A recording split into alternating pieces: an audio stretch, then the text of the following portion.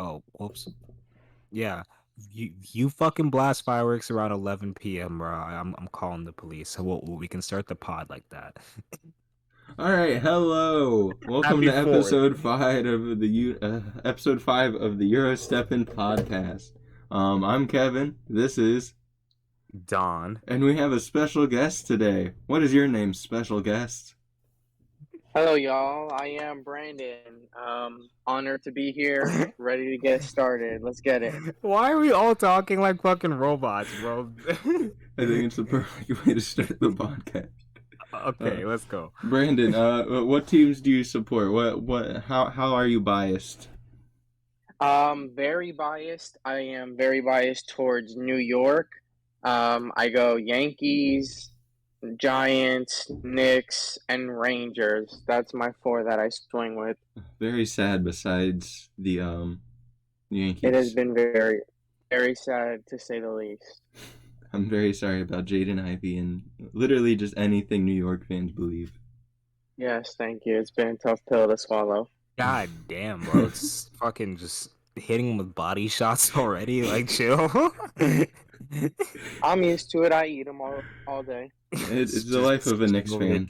Over here catching strays, bro. Today, a lot of things have happened in sports. The biggest so far has been NBA free agency and trades and all of that. Last episode we talked a lot about the draft.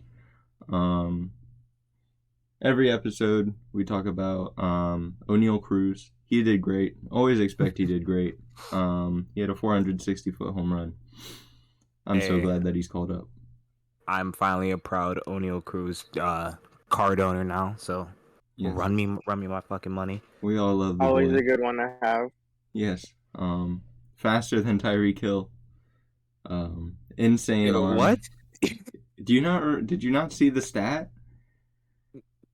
No. While rounding the bases on that 112 mile per hour double he had in his very first game, he was running 31.5 feet per second, which is faster than Tyreek Hill. Okay, it's only because that dude is 6'7", so his strides are fucking long as shit. Because faster. I'm like, how the fuck is he? I mean, that's insane. Yes. Because I mean, Tyreek Hill is fucking something else, but insane athlete O'Neal Cruz is, belongs in the MLB and will be for a very long time.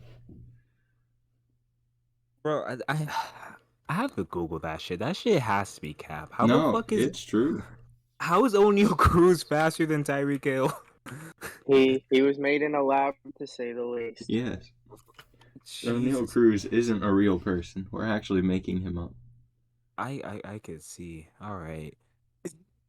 I can't think of any other big things that have happened in baseball. I mean, baseball has stayed the same. Yankees are on top of everybody. Pirates still suck, even though they have O'Neal Cruz. Marlins still doing good pitching wise. Everything else, not really. Besides Jazz Chisholm. I mean, yeah, I'm low key getting back into the whole baseball flow. So the only thing I've been really paying attention to is just pitchers and via betting right now. But I mean, that's really it. Yeah. Miami does have that strong pitching rotation. It's just they got a lot of young guys in the lineup that make those bonehead mistakes, but they're working through the kinks. They'll be competing in the next couple years for sure. Yeah, Sandy Alcantara and Pablo Lopez, insane. Edward Cabrera getting called up. One move that I do think is very interesting that happened, I believe today or yesterday, Touki Toussaint of the Braves has just been traded to the Angels, who historically have a terrible bullpen. It's a very young arm, a very good young arm that'll hopefully bolster that staff and turn many bullpen losses into wins. So we'll see. Okay. So he is a pitcher, right? Yes. Okay. He's a relief pitcher. I swear to you, the only reason why I even know who that is MLB The Show. I swear to God. Yeah, his name is really fun. Touki Toussaint. His name's wild though. Yes. Yeah. He fizzled out pretty quick in Atlanta, but I do like the buy low from the Angels because I'm sure not much went back in return, and Yeah, not at the all. risk to reward is definitely going to be there for that. Yeah, that happens a lot in the Braves organization. It seems really like Mike Minor was really quick to fizzle out. Julio Teheran was really quick to Hmm. fizzle out. They really need to figure out like pitching coaches because they keep getting these high high liked pitchers and it's not working out well. Who's the Yeah, guy they have? Mike Soroka. He's been hurt, but like yeah, yeah. Well, um, I'm gonna just start pushing a baseball agenda now. Always here for Shane a good baseball agenda. Shane McClanahan is going to be the Cy Young this year. I mean, I think that's a pretty obvious statement, but I'm being biased as fuck when I say that. Go Rays. that's not true, and that is what I will say. Fuck you then. I'm joking. My stances are known: free Juan Soto and praise O'Neal Cruz. Praise O'Neal Cruz. All right, Brandon, you have any baseball stances you would like to give? uh, I can Maybe Aaron really like Judge Max MVP. Aaron Judge. definitely Aaron Judge MVP. Literally Max have to man. lock him in a room. Don't let him leave. Offer him literally the key to New York City. Anything he asks for, he can have. Um, ready for this second half of the season. Um, I'd be down to come back around the trade deadline for baseball. I know there's a lot of contenders looking to grab some pieces here and there to make that playoff push. So Yeah, around that Okay. time we could do like a award prediction thing whenever we're about halfway through the season and everything. That would make sense. Are we yeah, really yeah, almost at All-Star break already? Yeah, it's yeah, not too yep. far away. Around Holy mid July. shit, bro. What? Yeah. Yep, yep. Mid July trade deadline, end of July, early August, and then whatever you got, you roll with for the playoffs. Yeah, the Dude, I trade really deadline I thought think I is was on August it. 7th this year instead of July 31st. Wow, Hmm. okay. I really felt like I was more on top of baseball than I thought I actually was this year. Wow, No, we're okay. It's steamrolling it's through the season. it's been Bro, Jesus flying. Christ. No, I know, bro. I'm like, that's why when you said we're halfway, I was like, what the hell do you mean we're halfway? um, Yep, time flies. Another guy to watch for AL MVP, Jordan Alvarez. I talked about him in an earlier podcast. That man is out of his mind. One of the best batters in baseball. Um, Not a great glove, but whenever you have the bat he does, you really don't have to care.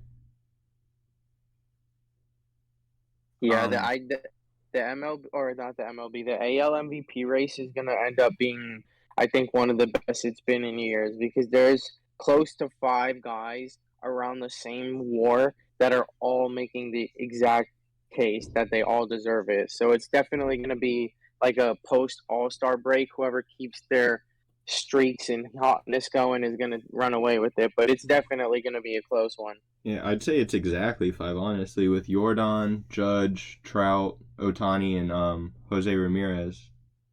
Mhm. Mhm. Yeah, that's the five I was thinking too. Mm-hmm. okay, I'm just gonna say this. If J Ram gets this, J Ram, I need you to somehow listen to this. I'm talking to you right now. I need you to get another chain that has a locket of you, right? But if you win the actual MVP, I need like the picture inside the locket to be you holding up a trophy. If you Oh win That's it, all yeah, I I will ask. buy a gold locket and put a picture of him holding the Please, trophy in there. can we all like chip in money to get J Ray this fucking chain, bro? for sure. I've actually never seen a bigger power move than dotting the line on your extension of almost a max contract and then showing up the next year rocking a gold chain with a picture of yourself on it. It's Literally so never beautiful. seen such a power move. I love him. I love Bro, J Ram. that is the only reason why I want J Ram to win, bro. I just need to see some ignorant ass shit like that again, bro. Only in Please. Yeah. Cleveland. Only in A Cleveland. trophy in your hand inside of the locket. All I want. With that, I don't have any other sports things. I don't include the Glizzy Gobblers as sports. Please So don't. if you would like to Please go, don't. if you would like to go into the NBA, I'm more than happy to. The only thing I'm gonna talk or say about that is this dude Joey Chestnut has a quick fucking rear naked choke. Dana Yo, White dog, in the signed this middle Yeah, of man. eating Dana though, White signed this man. middle of that was eating a big highlight. 63, he just choked someone. Did you guys see the video I sent where it's like, so you know how at the hot dog contest they have like the actual cam of like them, like they're like stationed, Yeah, and Hmm. you can Hmm. did y'all see the video Joey fucking snatching yeah, I homeboy and his did. From the He low fully grabbed angle. him, man. that was the wildest angle I've seen. But did you guys see what he was actually protesting? Like, did you do any It research was like into some that? Death Star. I I tried to did look into it. I actually. had no So clue what it was happening. so you do you guys remember how during the Timberwolves and Grizzlies series there was like Yes, protesters people gluing their hands. about Hmm. like animal cruelty? Yes. That was the same thing. Cause Hmm. I was being nosy because I'm like, why is this guy wearing a Darth Vader mask and what the fuck does this mean? Apparently, it's another one of those animal cruelty protesters. Oh, so are So they calling it like the there's Death Star because a bunch of animals are Yeah. dying? yeah, Hmm. The basically. way the way that they handle the animals, and then the process of the food being made with them, especially like that they were at a professional eating contest. They think that it's so cruel that they compare it to the Death Star Mhm. on like how the animals are treated on the inside of wherever they're kept. That makes so much sense to me because I was like Smithfield. I know that name, but now as you say, it's animals. It's literally the name of like a Hmm. bacon making Uh, company. Yeah, It's bro, because exactly I said the that. same thing. I was like, I feel like I've seen this name somewhere. And then I just started getting nosy about it, bro. The thing is, though, it's only been baseball, I mean, basketball on a hot dog eating contest. They aren't, are they scared of like fucking like Aaron Judge sending one at their dome and like protesting or No, something? it's just Like, nobody watches baseball. okay, valid. Damn, that's. Then they're actually smart as fuck Yeah, wait about till that. I the didn't think playoffs, about then that. it'll happen. Oh my god! During the World Series, you're gonna see like fucking like someone dressed up as a cow in the outfield or some shit. Like, God, they're gonna run in front of a Chick-fil-A logo. hey yo, don't let the fucking Braves make it back, bro. They got the giant cow in center field. Yeah, they got the giant Chick-fil-A shit. God Yeah, do damn. not let Atlanta make it back. That's all I can say. Uh, All right, well then, I guess we have nothing else to really talk about in other worlds of sports. Oh, no, hold on. what are we missing? UFC. Ah, Let me just quickly breeze through this. goodbye, So, cowboy. I'm only going to talk about four things. First of all, I'm going to talk about the most heartbreaking thing. Goodbye, Donald cowboy. Cowboy Cerrone retired the other night. He was one of my favorite fighters. Well, a good reason why I started watching him is because we have the same names. I'm like, oh look, it's me. But then once I actually started watching him fight, I was like, yo, this dude's nice with it. So I've been a huge UFC fan for probably like a good chunk of my life. So I got to watch a lot of his ups and downs. So um, good job, Cowboy. Happy that you get to retire. Sucks that it was on a loss, but I mean he gets to go live on a farm and go do cowboy things. He So said, "Look, it's me, a there's that. white cowboy." Basically,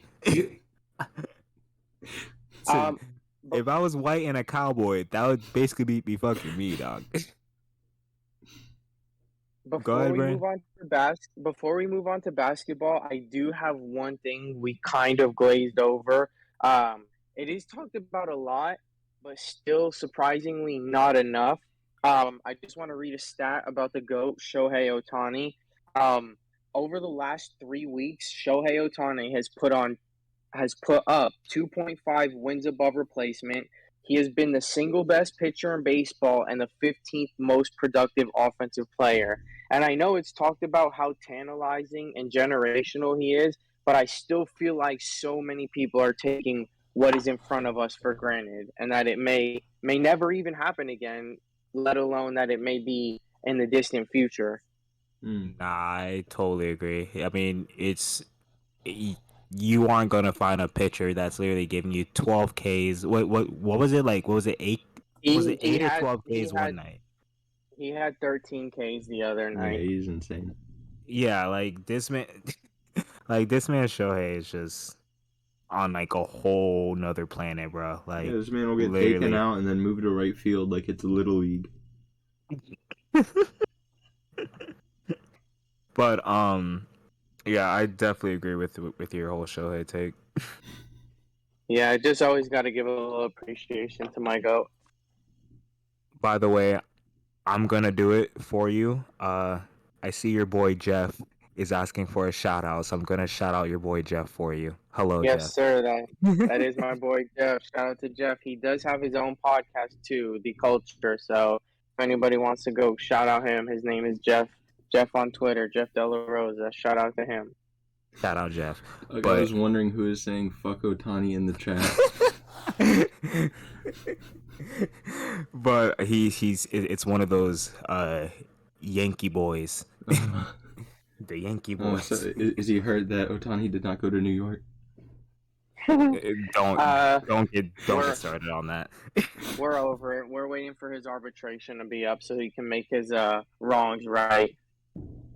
I would He like can to right say his he wrongs. put in chat the website theculture.one or the name of the podcast, my bad. Just to make sure it's like Yes, sir. fully Yeah, heard, yeah. yeah. But They do. They do have a good show they produce. So I'm gonna definitely check it out.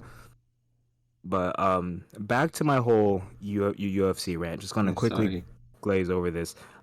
So shout out to the Cowboy. He had a great career. Happy to watch his career. So we're gonna talk about Sean O'Malley. He finally gets his first ranked fight, and it ends in a eye poke.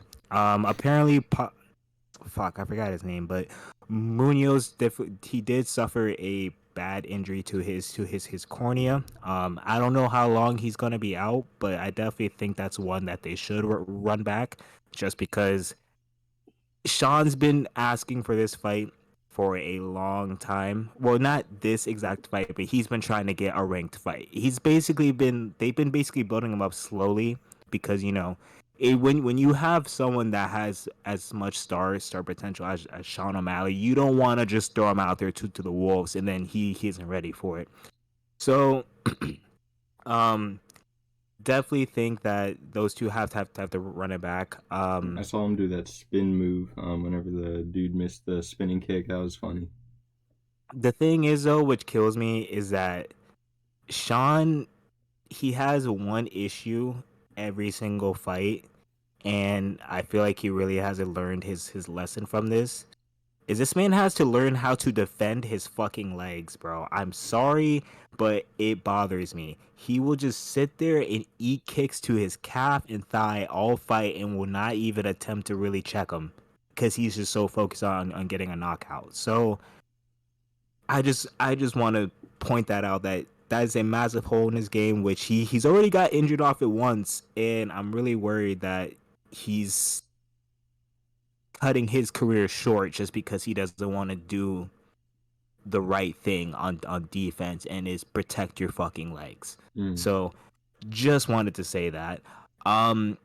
Holloway versus Volk. Max Holloway is my guy, but Volkanovski is probably the best 145er in the UFC right now. Looks like it's at a point where he might have to step up or down. I would be very interested if he steps down and goes to fight TJ Dillashaw. I think that would be a matchup that would sell major money. So I'm just glazing over this. So I'm being quick with it, but Volk he beats Holloway for the third time.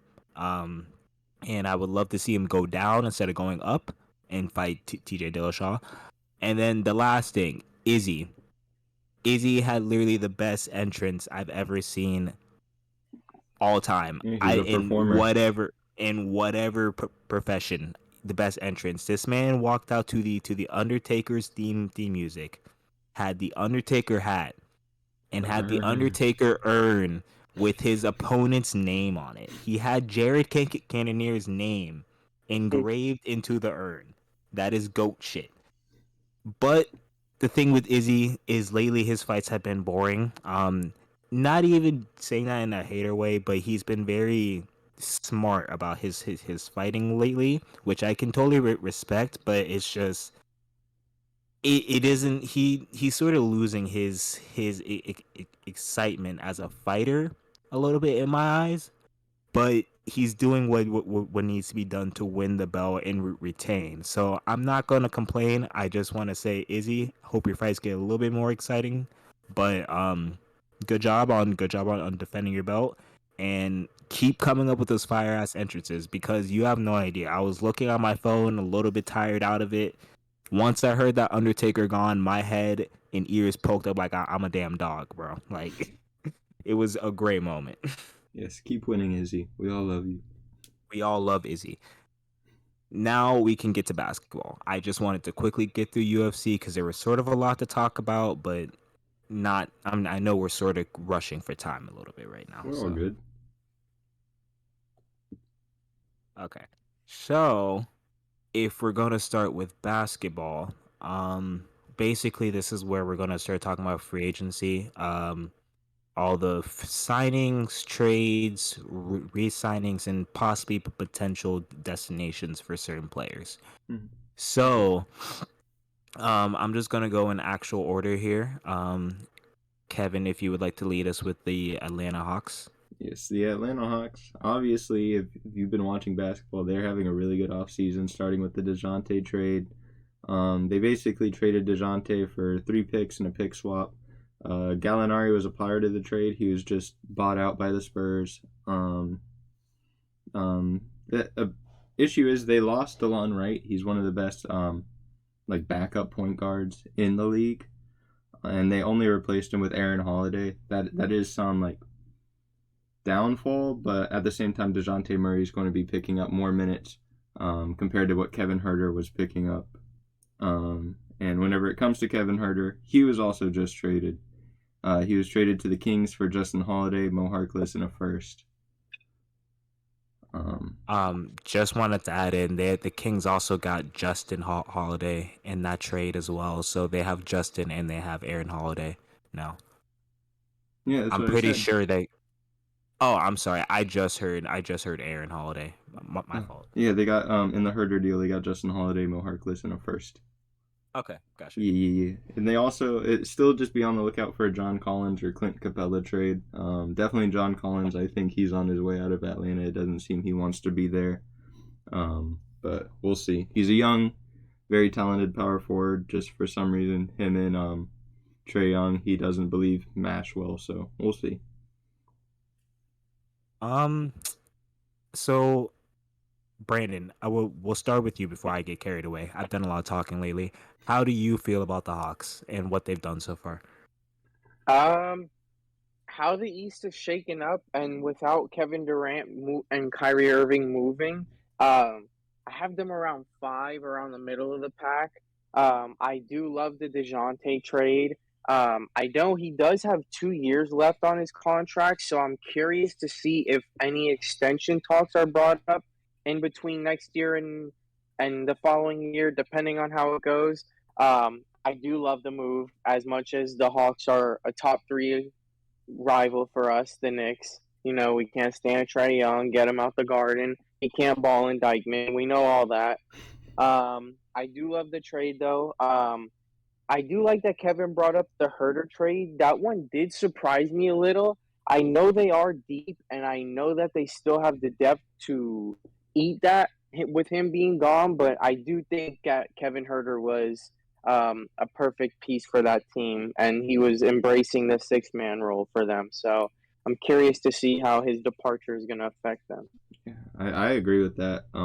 I think definitely losing DeLon Wright, those are 2 big losses. I think they're just expecting DeJounte to play 35 minutes, so that takes over like 10 minutes compared to probably Herder playing 25. And then Aaron Holiday, Justin Holiday are probably going to fill in the rest of the minutes. I don't know if Mo Harkless stays on the team, but if he does, he's just going to be Mm-hmm. a bench piece. I'm also Uh, curious about John. Sorry, I'm also go. curious about John Collins. I know that he was brought up in a ton of different trade scenarios, especially in the Dejounte one. I guess with the rebuild, San Antonio opted for the cheaper contract to buy out with Gallo. But I am curious for the next couple weeks as to if and where they move John Collins. So I'm a little indifferent on the trade. So I'm not gonna say it's a bad trade.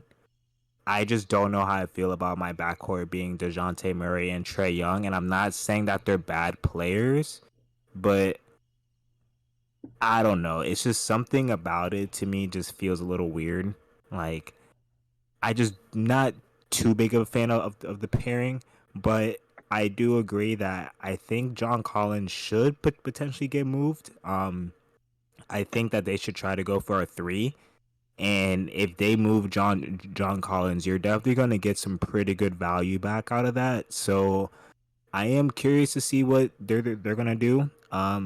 Atlanta's definitely probably one of the more interesting teams right now, just because they have a lot of room for growth still, and they still have really good pieces as well. So Atlanta's gonna be interesting. Um, and as I said, I'm not too big on the trade, but I'm not too down on the trade either. I did see Herder moving though. I had a feeling he was gonna go. The Kings was not where I expected him to go, but I think they got a decent return back. At least with the pick making up for it. We'll see what they do with that. If they try to flip it later on down the line, or if they actually try to use that pick later on. But um, if I'm gonna give them a grade so far, like an actual letter grade, I'm gonna give them a B plus, just because they made a really good move, but I still feel like they can do something. You I know? don't know. I really love the trade. I feel like Trae Young obviously does not play defense. DeJounte Murray is one of the best defending guards in the league, a former all defensive team player. Um, I feel like this year he's going to be able to focus more on the defense because he doesn't need to be the primary ball handler like he was with the Spurs. He needed to score for the Spurs to win. Now he has Trae Young who can do that. So I feel like it's a really good pairing. I feel like as well, um, one's going to be playing whenever the other's not. So that way you're always going to have a guy that can play make on the court. I really love the trade. Yeah, I I mean, also I go see ahead. where Don's coming from because of the fact that they are both two ball dominant guards. They both do their best work with the ball in their hands, and the fact that there only is one ball could contribute to some like turmoil. But I think I'm a little bit more with Kevin in the fact that they're gonna be like accepting of their new roles and as much chemistry as it seems that they have already, being that Trae Young basically handpicked DeJounte Murray and asked for him. I think that they'll be able to work through the Kings. Yeah, I mean, he's done it before whenever DeMar was on the Spurs. I'm all in on Mm-hmm. DeJounte. Dejounte Trey. That's what they're calling him. I mean, I I'm not haven't gonna heard that, but lie. I love it. That's actually a pretty good nickname. I can't even hate on that one. Yeah, I can't DeJounte either. I like Fire. that. I like that. That's actually I cool. I'd have to give Atlanta A minus if the grading system is coming out. Yeah, Kevin, if you were to give him a grade, what would you give him? I'm not really a fan of the grades type You're thing, not a but I fan of the mean, grade. if I were to say how much I love it, I would love it an A plus level. Oh wow. Okay, that's I Fair think this enough. is a fantastic. I think for just three first rounds and then a pick swap, I think that's amazing value for Dejounte, who's very young. I feel like they had to have had like an agreement that there's going to be a extension given if they'd make that big of a investment into him. So I love this That trade is for Atlanta. true as okay. well. Agreed. Agreed. All right. So we'll move on to Brandon's favorite team, the Boston Celtics. Oh boy. What I don't Oh know what boy. I don't. They have made some great moves. They got Malcolm Brogdon for basically a cup of ramen noodles. Um, they didn't get anything. They got a first round pick. That's about it. Or they had to trade away a first round pick, and that's about it. They gave Daniel Tice. Cool. They replaced him with Danilo Gallinari for 2 years, 13 million. They re-signed Luke Cornett 2 years, 4 million. Cornett's not great, but he's going to play some of those center minutes now that they got rid of Daniel Tice, or power forward. Wherever you had Daniel Tice playing, Cornette can just pick up 5 minutes at, and having Gallinari there helps a lot. I saw reports saying Malcolm Brogdon might come off the bench. That's an insane player to be coming off on the bench. So I'm excited for the Celtics as well. I think that's a great trade for them, definitely with them only having to give up a first. Yeah, Brogdon is gonna be a great pickup. Daniel Tice is so I found it funny when they had initially brought him back the first time when they brought back Tice and Horford, and now Tice is gone again. Yeah. So my whole thing is just please do not give this man a third shot at this point. Like if you guys are gonna just cut ties with him, just cut ties with him. I You mean, know what it's I not mean? like he's like bad. It's just they keep He getting good isn't bad. offers with him included. No, that's what I'm saying. Like he isn't bad. It's just he just didn't fit Boston, I guess. Stop playing with this Like man's heart. honestly, like stop being like, oh yeah, Tice, we love you. Yeah, you're gone. Tice, we love you again. Get the fuck out of here. Get Like the no, fuck out. like stop playing with this man. Daniel Tice is not bad, and y'all were making him look like he's like a scrub by just doing all these back and forth movements. Like, please stop. But yeah, I mean, I think that the Celtics did make a couple good moves. I'm not over the moon about it, but I do think having Brogdon is going to be nice just because having Brogdon and Derek White split time is going to be pretty interesting to see, and I think that just makes them just go up a little bit more in terms of like long term and of a long term run. So we'll see how this works out long term, but I'm going to give them a B. Brandon, you got anything about Boston? Unfortunately, I do have something for Boston. Oh, no. I'd like to preface that I would actually like to see the NBA as a whole shut down before I see them raise the Larry O'Brien again. Um, However, I do love the moves. Unfortunately, I know the cup of ramen noodle for Brogdon was the thing floating around. However, with the Brogdon trade, um, I do know that Brogdon does struggle to stay on the court. Uh, so I think that that may play in. I know when he went from the Bucks to Indiana in the sign and trade, the Bucks gave a couple future picks and only one first. So the value's about the same. You know what he can do when healthy. He can be a 50-40-90 guy. Mm-hmm.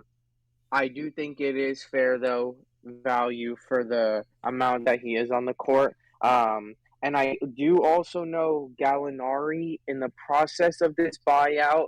If it does go through, he's planning to go to the Celtics. Watching what he did to the Knicks when we played the Hawks was brutal.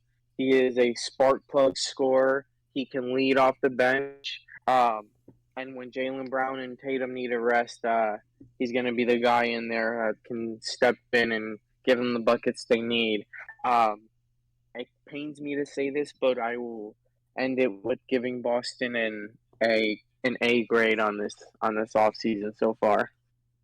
Yeah. One name to watch in the trade, I guess, Aaron Naismith. He's not a bad player. He's going to be a good 3-point shooter. He's going to Indiana. But I would like to bring up one more Malcolm Brogdon stat before we move on. In the past 2 years, there have been 5 guards to average 20 plus points, 5 rebounds, and 5 plus assists. Those are Steph Curry, James Harden, Russell Westbrook, Luka Doncic, and Malcolm Brogdon. So to bring him in basically for a first round pick is absolutely incredible. Also with the injuries, he should be playing off the bench, it looks like, so hopefully there's less injury concern playing against the second unit, but we shall see. Yeah, I do like that move off the second bench. I think this was another Brad Stevens masterclass, unfortunately. Mm-hmm. Brad Stevens and Sam Presti are just geniuses, dog. Yes. I swear to God. Well, Sam Presti hasn't been proven to be a genius yet. Well, he's on pace. On pace. Listen, if Chet He's on Holmgren pace. lands wrong just one time, he's off pace. I know. Listen. I wish Chet nothing but the best, but I'm Yes, so happy the Magic did him. I really hope he doesn't get hurt. I don't like injuries in the NBA. Bro, like I need him to put for everyone's safety, including his own. Like I need him to get stronger. Like I need him to get some kind of mass going, bro. Like I don't want to watch some freak accident happen just because of like the frame not working. You know what I mean? Yeah. But I don't Yeah. think he's really the kind of player to get himself in that position either. So Yeah, he was we'll smart at see. Gonzaga, but we will see. Yeah.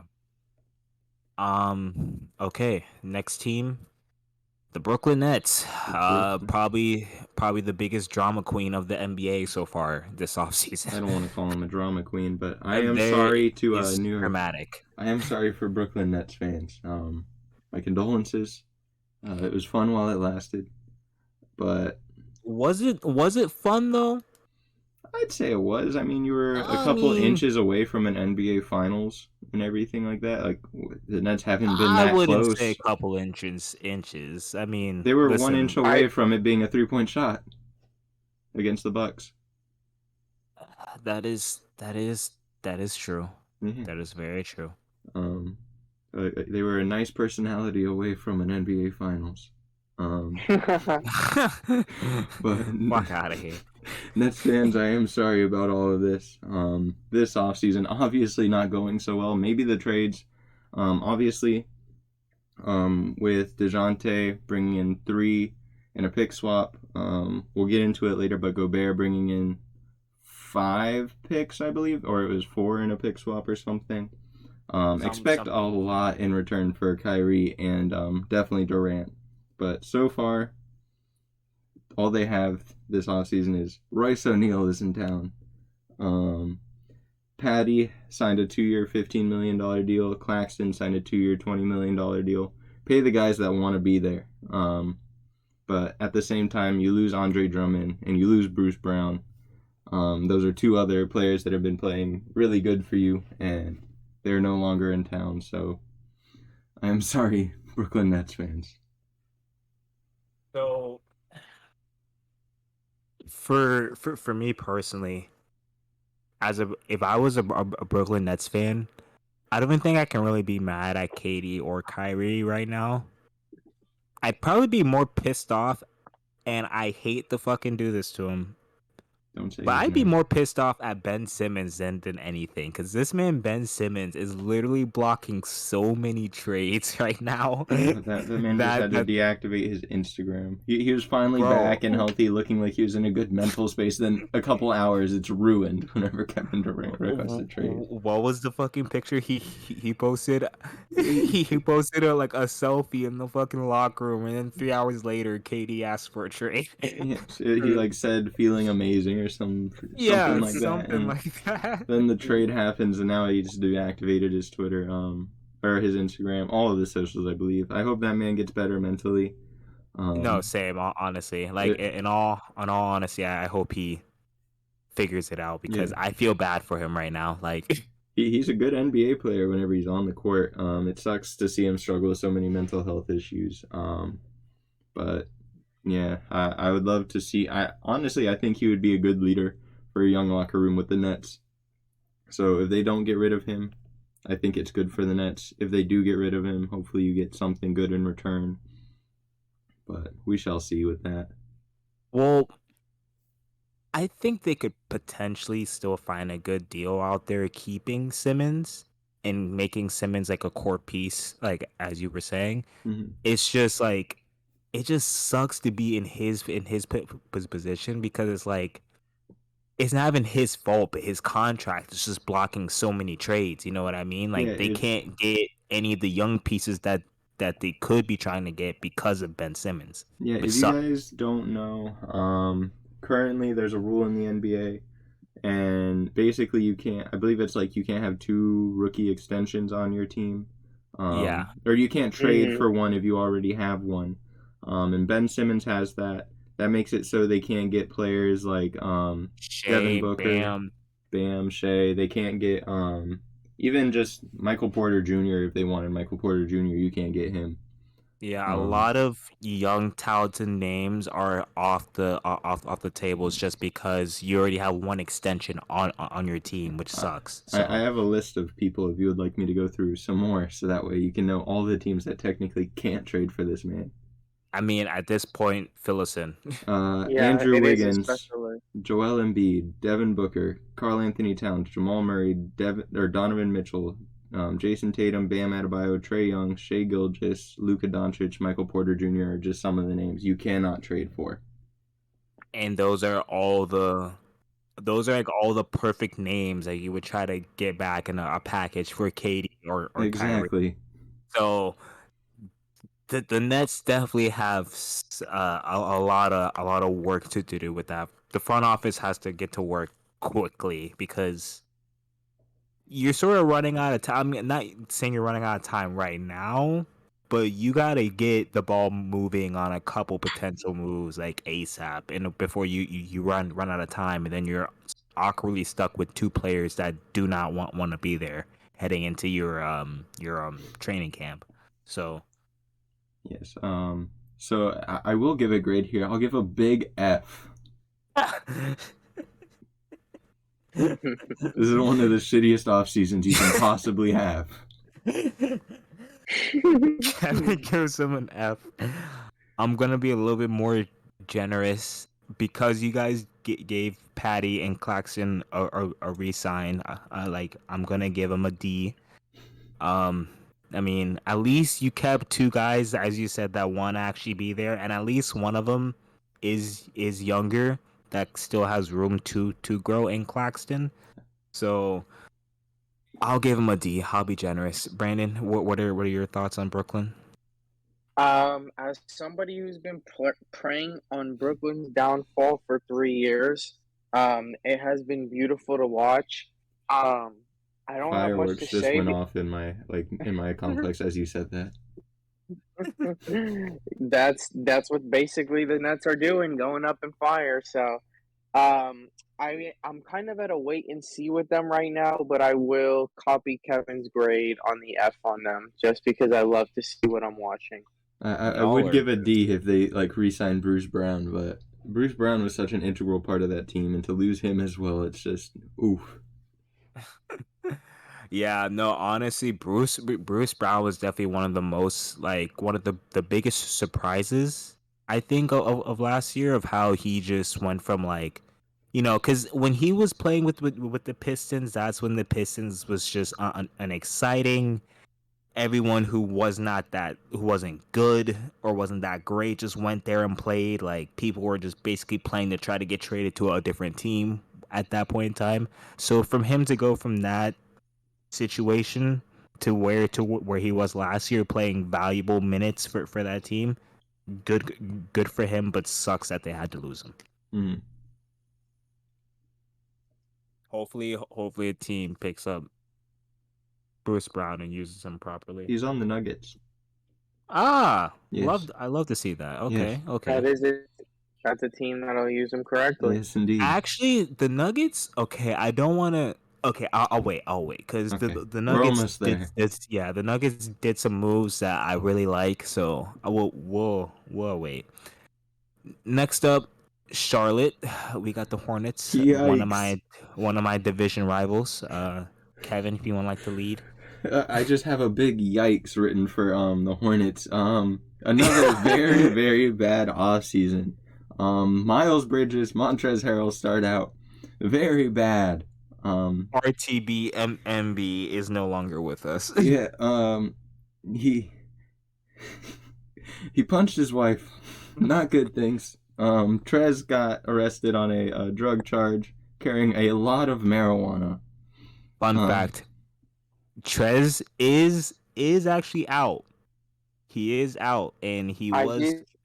I sent y'all a TikTok. He was playing a pickup basketball game like this past week, and he broke the fucking backboard. And I saw apparently, that. this is the second year in a row where this man has had to like stop this whole contest, this whole competition because he wants to break backboards. He's on his Shaq So shit. yeah, so two things are going on. Trez is on his Shaq shit, and that dude is strong as fuck. I believe he's out on bail though. I mean, yeah, I can see it. He's Mhm. definitely gonna have to go back to court for that. That's 100%. Especially when you get pulled over in a state like that Yes. in Kentucky. That's like Mm-hmm. a terrible state to get pulled over with for anything with. So yeah, but yeah, Trez is out here breaking backboards. And second of all, that competition. Mhm. If you guys are going to invite Montrezl Harrell and he breaks your fucking backboard last year, you guys couldn't have got to get a stronger backboard just for this man to break it again within the first game, dog. A little Y- bit of reinforcement Yo, wouldn't have yo, hurt. yo. Step your money up, not your funny up. All right, It's a rough look. reinforce those damn backboards, my guy. Come on. If anybody is That fucking. curious, oh, No, I was just saying they got Trez looking like fucking Thanos over here, bro. Like, he's looking like he is against the Magic. hey, shut up. Um, Trez whoops our ass every every single single time, time. I've been to 4 bro. games against Trez. He just dominates. I've seen It him in doesn't 3 matter. different uniforms dominating the Yeah, I Magic. was gonna say it doesn't matter what team he's on. He just hates he hates the Magic, bro, and he just takes it out on us every time. Get Trez to Orlando. Please, bro, Please, I would love Jeff that. Weltman, make it happen, bro. Pay It, this man's court fees and let him ball out this year. Come on. if anybody is interested, Miles Bridges' court date is July 20th. I expect him to get a long time in prison, most likely. Hopefully, he deserves it. Okay, all I'm gonna say about Bridges is this year I was becoming a huge Bridges fan. His music was even all right, like, and then he just does literally just the most bonehead shit ever. Hum diddly dee don't hit the same no more. It really fucking doesn't, bro. It really doesn't. Yeah, Miles. Yeah, I hope you never touch an NBA court again, bro. Like you fucked yourself up. And you want to know the funniest part is too? He could have signed for a bag last year, but Yeah, they he offered wanted him to 60 fucking mil. yeah, but he wanted to he wanted to bet on himself. And now look, fucking doing bonehead shit. Like Yikes. Jesus, Another person that Brandon. shouldn't have been back on a court, Steve Clifford is back with the Charlotte Hornets. Ew, Yes, I disgusting. agree. I do know one.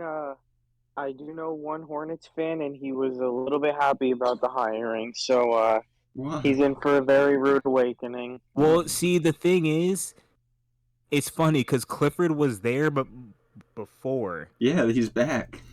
and then Yeah. he's back. And the thing is, Clifford does not like playing his young guys like that.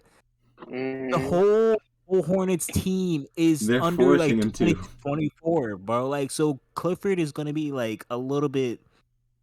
Like it's not going to be his kind of team. Gordon I Hayward's think going they to be should have playing 48 minutes a game. he Tom he's 48. This man's probably playing 60 minutes a game. He'll fucking make it happen. Tom Thibodeau masterclass. Facts. No, but the coach signing was definitely interesting. I don't like it, honestly.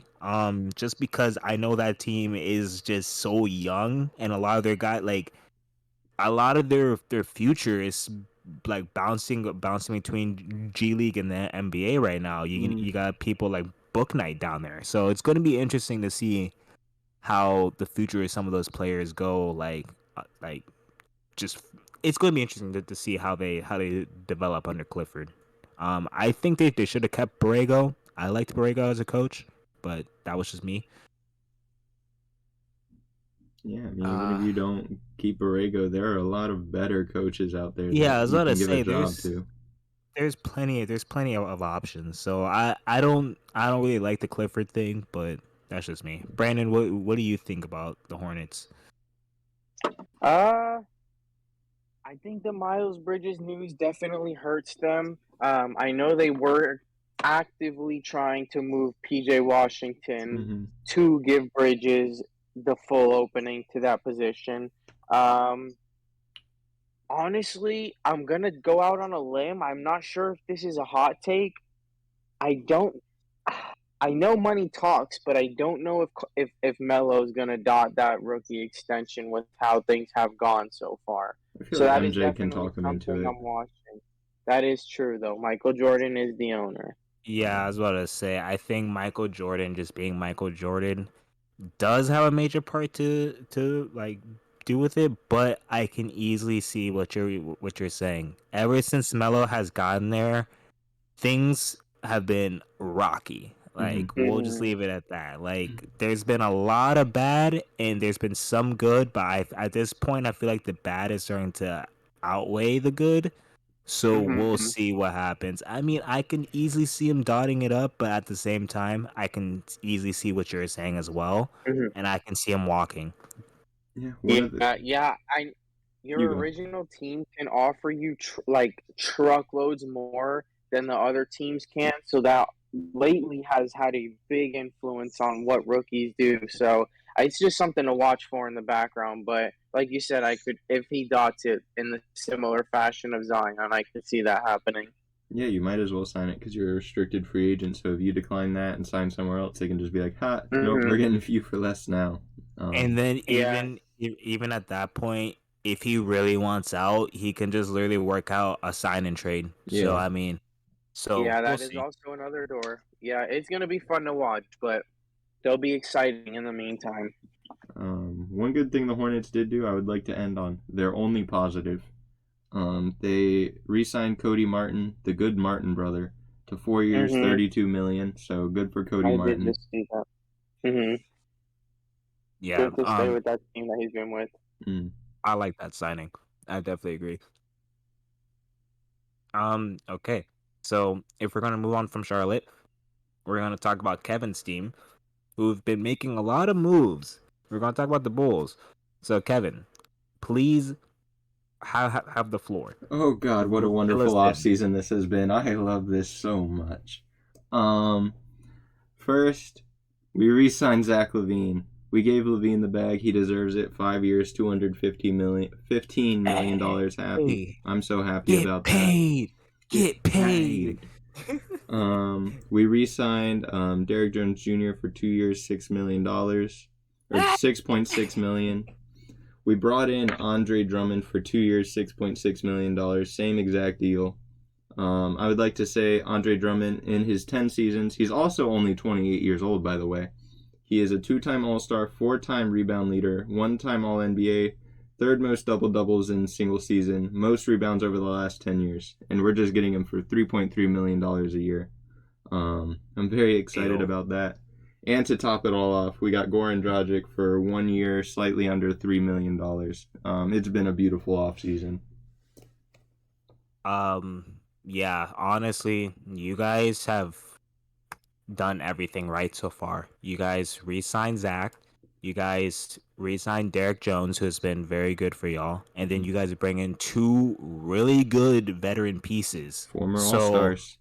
former All Stars, you guys bring in a great point guard in Dragic, and then you guys bring in a good experienced center in Drummond, which it does look really good, but at the same time, it does raise a question, which I don't really see happening, but it is a possibility.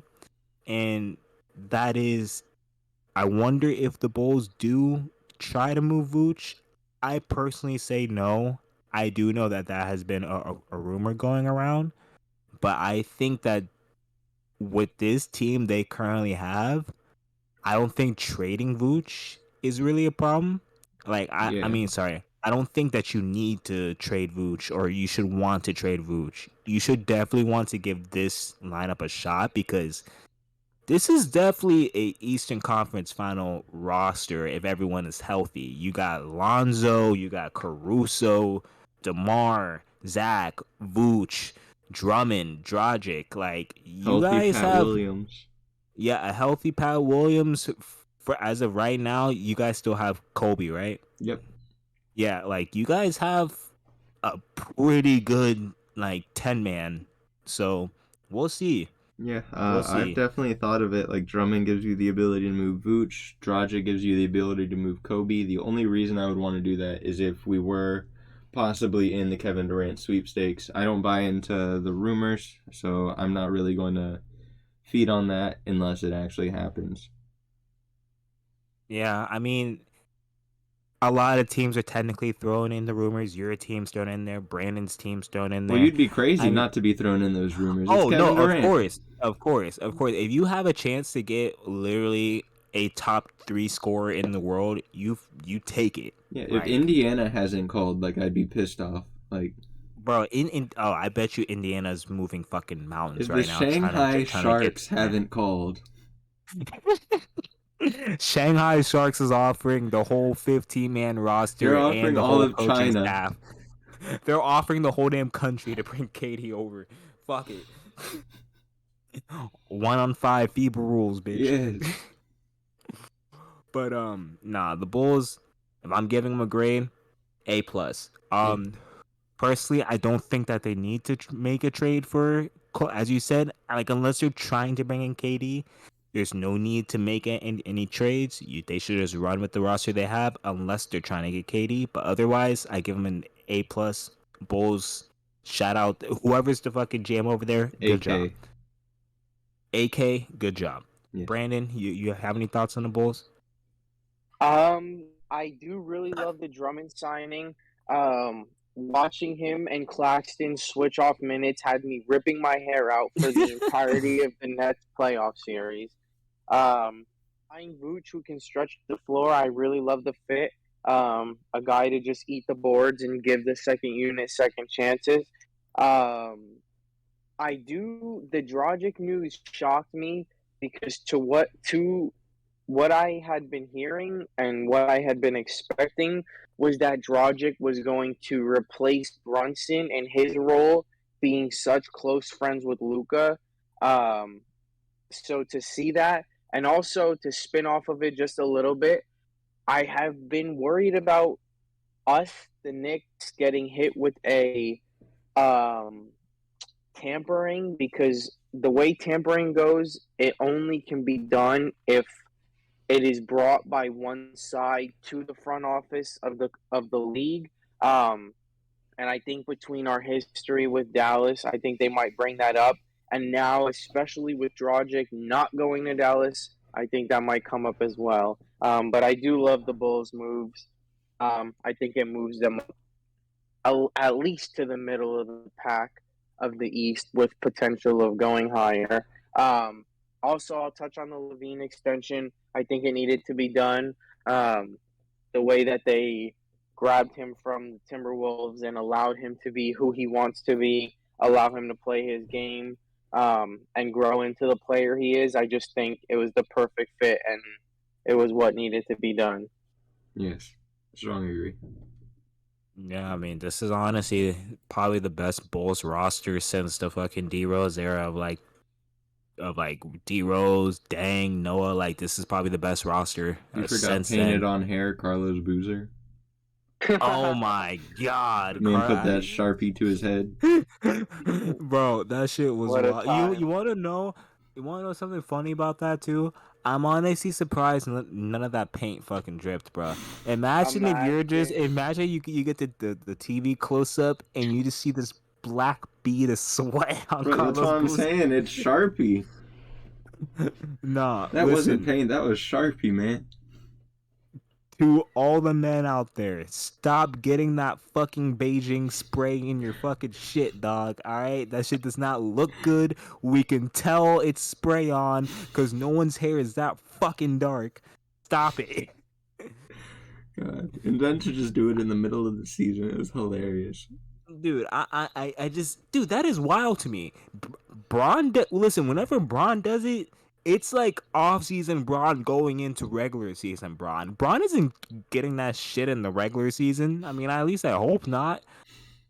And even if he is, it wasn't as obvious and bad as Carlos Boozer, bro. It was really bad. Bro, who told Carlos Boozer that he can leave the house looking like that, Carlos bro? Boozer told him he can leave the house like that. Boy, he should have been in that shower for 6 hours with some fucking warm ass water trying to scrub that I'm out. pretty sure he came back the next game without the hair. Yeah, bro, he got roasted in that fucking locker room. Man is wild. Damn. All right, enough of me roasting Carlos Boozer. Let's talk about Cleveland, the land. The land has also made really good things. They've had a really good offseason. I'll start out with the best thing. They re-signed Darius Garland, 5 years, 193 million. It can go up to 231 if he hits his incentives. Darius Garland needed to be brought back. Darius Garland is your future in Cleveland. Him and Evan Mobley are going to be very exciting to watch together. So I'm very happy that they brought him back. A very underrated signing. They brought back Ricky Rubio, who was playing absolutely incredible before he was traded to Indiana after getting injured. They brought him back for a 3-year, $18 million deal. And then just to be another body on the bench, another great locker room piece. They brought in Robin Lopez for 1 year, $3 million. So I think it's been a really great offseason for Cleveland. Rolo, no. Yeah, he's gonna be in that red wine jersey. Okay, so what I want to say to the Cavs is a couple things. First of all, Garland, good job. You guys needed to just lock in the future of that team. Sexton Sexton's good and all, but obviously what you guys got out of Garland last year showed you that he's the one that you guys want to be building around long term. So that was a great extension. Rubio, Pete, as you said, very underrated. People forget that when Rubio was healthy last year, he did lead them to a really hot start last year Yeah, I and believe got he was them off to averaging like like 7 to 8 assists. yeah. Rubio was honestly playing his best ball since he got into the league. I want to He say was playing his best like ball since Spain. honestly, no, honestly, like it was like overseas Rubio took over. Like he was doing great for them last year, and then unfortunately injuries got him. But bringing him back for 3 years and just being a vet in the locker room with Garland, I love that for him. Neto is also a nice vet to have to just back up Garland. I like that signing as well. Mm. And then Rolo. Rolo's a good backup. I highly doubt he's gonna play just because they do have really good bigs over there. Within Allen, Mobley, fuck. Marketing, does he play the 4 or does he play the 3 there? I He's been think he playing plays a lot of the 3. three lately. They've Yeah, been playing him at the 3 with the yeah. other two big men. Okay, that's what I thought. But okay, so Rolo might actually get playing time. I can't see it being much, but really good signing. Only thing I ask is at Cleveland, um, since you guys are getting a fellow Orlando Magic player, even if it was for 1 year, we love Rolo around here. So please take care of my guy Rolo. That's all I ask. Yes. Him and that poofy ass hair. Sideshow Bob. Sideshow. No. Jackson Hayes Yeah, is well, Sideshow yeah, Bob yeah, because yeah, that yeah, nigga's yeah, actually crazy, bro. yeah, That yeah, nigga yeah, yeah, crazy. yeah, yeah, yeah. Okay. Brandon, would you like to chime in on Cleveland if you got anything, or just moving on to Dallas? Uh, Yeah, we can move to Dallas. I just got probably one or two things. I love that extension for Garland. Like you guys said, it needed to be done. It was worth it. He runs that entire offense. Great character to have. I do have one thing to say about it. I did read this one tweet. It was saying that how the Knicks are like in cold water on RJ's extension. And I know he's like the last one of that, close to the last one in that class. I know Ja just dotted, Zion dotted, um, Garland dotted. The tweet that I did read said that not Zion or Ja, but Garland is going to be the one to get RJ's max push to him, and the Knicks to just bite the bullet and do it. So we'll see on that. I am also watching Sexton. Um, Honestly, I think he signs back with them. It's not really. not really many better fits for him, and it's where he was drafted. So that's what I'm watching in Cleveland. But I still have them finishing in the top 8 of the East. Mm.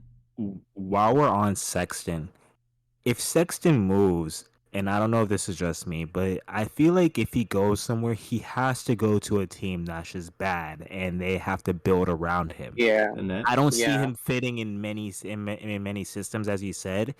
And like, Mhm. you want to know who could be an interesting suitor? I highly doubt it. Highly doubt it. But you want to know who could be a very interesting suitor? Ooh. Hmm. Utah. If they are tearing everything down and bringing it back up, Utah I could. would be an interesting place for a Sexton. Now, I don't know if that means keeping Mitchell. I think Mitchell would still be gone if you guys bring in Mhm. Sexton. I think Yeah. that'd be in like a separate trade to get Mitchell out. But I think if he goes, he has to go to somewhere where they're just starting over. Indiana could be a fit, but I don't know. I can't see him in a Pacers jersey. I'm not even gonna lie to you, but I think it has to be one of those teams, like a team that's just starting over. What about the Nets? I could see him in a Nets jersey. I'm not gonna lie. Him and Ben Simmons would be a very interesting pairing. Mm-hmm. Very interesting pairing to say the least. Yeah, but yeah, definitely somewhere that's just like okay, we're starting over. We're gonna figure out our guys and just move on from there because I can't see him fitting in with like a Denver, a Charlotte. Well, maybe Charlotte. It depends on what the fuck Charlotte does. But if they still have Terry, then it's not gonna work. I don't know. I don't know. Just thought that'd be interesting. But Mm. Dallas, a team that we slightly touched on that has a lot going on with them right now. So basically with Dallas, they're about to lose Jalen Brunson to the New York Knicks, which is going to be a great pickup for the Knicks as the Knicks desperately need a point guard. I'm not really sure. Okay, let's see. They got JaVale McGee to JaVale sign for McGee. 3 years. The GOAT, JaVale McGee. They got Theo Pinson to return on a 1 year. And that's really the only notables I have besides the Christian Wood trade that we talked about last episode. Don't really have too much movement on Dallas. You Yeah. guys have anything on Dallas? I see a lot of Dallas fans calling for Mark Cuban's head because of them losing Dragic, not re-signing Brunson. They're really mad, but I mean, he brought in Christian. He didn't bring in Christian Wood. That's the GM's job, but Christian Wood is there. Jalen Brunson. He was offered more money by the Mavericks. He just decided he wanted to go to New York. And then Dragic, I think he just thought he had a better chance to win with the Bulls. That's why he went there. I don't blame Mark Cuban. Mark Cuban brought you a championship, sure, or it was a couple of years ago, but still, he brought a championship to Dallas. So I think it's quite insane to be calling for his head whenever there are some NBA teams that haven't won a championship at all in their history. Yeah, I mean, Cuban has done a lot of great things, but I understand why fans are sort of mad right now. Just because you guys have literally the future of the NBA, you guys try to like yeah, I don't know. I don't know what they really expect because Christian Wood is a good signing, but I don't know. I don't know what they're really looking for at this point. I mean, Yeah. and it's not like they have much to really work with trade wise because that the roster sort of mid. I'll leave it at They that. might be losing Reggie Bullock too. He was posting some 76ers things on his story today, so there's a chance Reggie Bullock is out the door as well. Well, if they're losing Reggie, they better be getting something very, very, very valuable back because he's probably the second most valuable player on that team. Like, and I'm not including Christian Wood. He's probably the second most valuable player on that team as it is right Well, I now. think it would just be a straight up signing. I don't think it would be sign and trade Oh, or anything. I think he would just go to then Philly. that hurts. Yes. if that's the truth, that hurts, and now I can understand why the fans are a little bit upset. You guys just can't lose Reggie and not bring in another forward or something, You brought which in is sort of JaVale McGee. which is sort of what they need. If you are potentially looking at losing Bullock, you do need to bring in a forward. Mm-hmm. I don't think the guard position you can put Luca with anything. Basically, just put Luca with anyone that can actually shoot the ball, and you're fine for like the guard position. But I think they need another forward in there that's gonna give them the same stuff that Reggie Bullock brought them, which is just a 3 and D player that is very consistent. So Mm-hmm. we'll see. Um, Brandon, you got anything about Dallas or? I do love the Christian Wood trade. I think he's a great fit there. I I do have to give them a knock on the offseason only due to the fact of the um, losing Brunson. The I what to my knowledge, they are just going to be replacing him with Dinwiddie. Dinwiddie still has 2 more years, 18 mil each on his contract. Um, and to me in 2019 over 64 games, Dinwiddie averaged 26.8 and 3.5 rebounds. And then he's been on a little bit of drop off. The most fair, like I guess, comparison would be last year where he put up only 16 and 4. I'm I guess at this point with what they're left with, they're just gonna have to pray he can get close to that 20 and 6 again. But I think that Luka's gonna have a big load to shoulder again this year. Yeah, and that's not really good because it's like see what the Hawks are doing is what Dallas should be doing. You should be, Yeah. which is what they technically did do. So I'm sorry. Let me I take that back because they did bring in a big signing in Christian Wood, but I think what I'm trying to say is that the Hawks have better surrounding pieces, but Mhm. behind those stars, and Mhm. Dallas needs to sort of catch up and get on pace with them because if we're gonna put Dallas versus the Hawks, I think the Hawks have a way better surrounding cast as it currently stands compared to Dallas, especially with Dallas trading a lot for that the Christian Wood trade. Yeah. Yeah, the Yeah, nice Bobo. I also The see goat. the Tim Hardaway Jr. contract. I feel like they didn't have much of a choice but to give him that contract because of his fit, but he's just not living up to it, and it handcuffs them to make more like significant moves. I feel that Tim Hardaway was supposed to be way better Hmm. with the Mavs than he actually turned out to be. He did have like a couple moments, but I mean Yeah, yeah. that's it. He It's just struggles to moments. stay healthy a lot too. Yeah, but he does Yeah, have those like spark plug shooter moments where he'll drop the next 15 points for them and go crazy. But it's just consistency. yeah. Hmm. Um, Denver, Denver is making some big moves. They re-signed the GOAT, aka the Joker, aka Nikola Jokic. Yosh. Jokic got his 5 year max. He's currently the highest paid player in the NBA. Let me see how much his contract was again. I'm sorry. Should have had this ready. Nikola Jokic contract. It was a I be- 5 year, 264 million super max contract extended for the two-time MVP, guys. Hmm. So that man Well definitely deserved. got paid. Definitely got paid. It's really hard to go back to back winning the MVP award. So all that money has been definitely earned. Um, they also not re-signed, but they brought in DeAndre Jordan.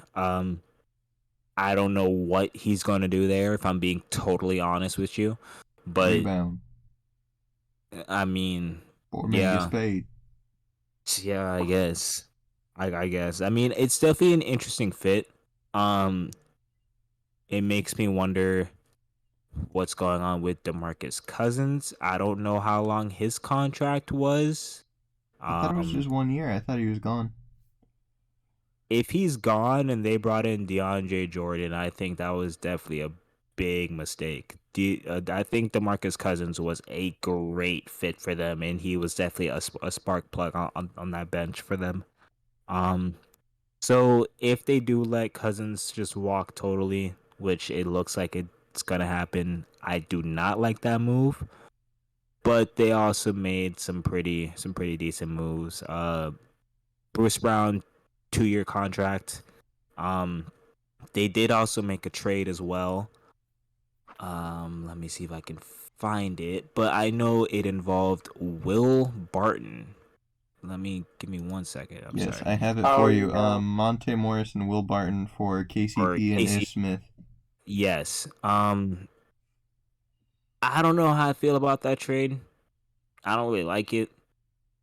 If anyone can help me understand that trade, please, because It gives you To a I three my and D knowledge, guy. I don't get it. yeah, I think it was Washington trying to make themselves a little better around Beal. To my knowledge. I mean, I get it from a Washington standpoint, not a Nugget standpoint. It opens up Yeah. cash. It gives you a 3 and D guy, and then Ish Smith. He can primary ball handle. Like, not good at anything else, but he can definitely bring the ball up the court. Mhm. He's Well, fast. damn. Oh shit. Okay, he can't do anything else besides ball handle. Yes. Rough. Dribble, dribble.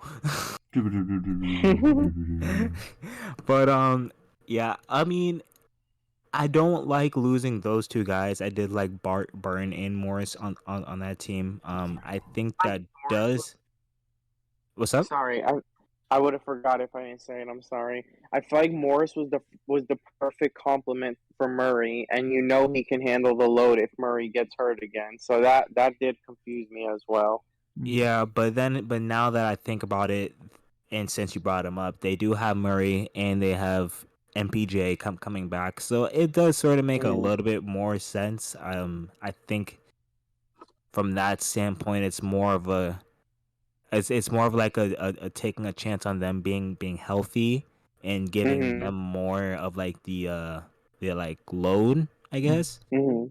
So I guess I sort of get it from that standpoint, but I'm still indifferent on the trade. I definitely think they did have a good off season though, I for think they sure. wanted KCP. He's a better defender and stuff like that. So I think they just wanted that defensive wing help from him. Hopefully he doesn't go under house arrest again. I was just about to say, as long as it isn't house arrest, KCP, they should be fine. He does a good job Man, defending his home. I will never forget where that man was only limited to playing home games for like, wasn't it like the 2020-2021 season or some shit like that? It I was think it was whatever. later. I think it was like 2018. I think it Yeah, was it was like whatever close his to that. first season with. What was it, with the Lakers or the Pistons? I think it was with the Lakers. It was the Pistons. Lakers. Okay, it Lakers. was with This the Laker Lakers. year. Yeah, that was something else. House arrest The, KCP. the memes grew themselves. um, so we got nothing else about Denver. Let's move on to the new era Bad Boy Pistons.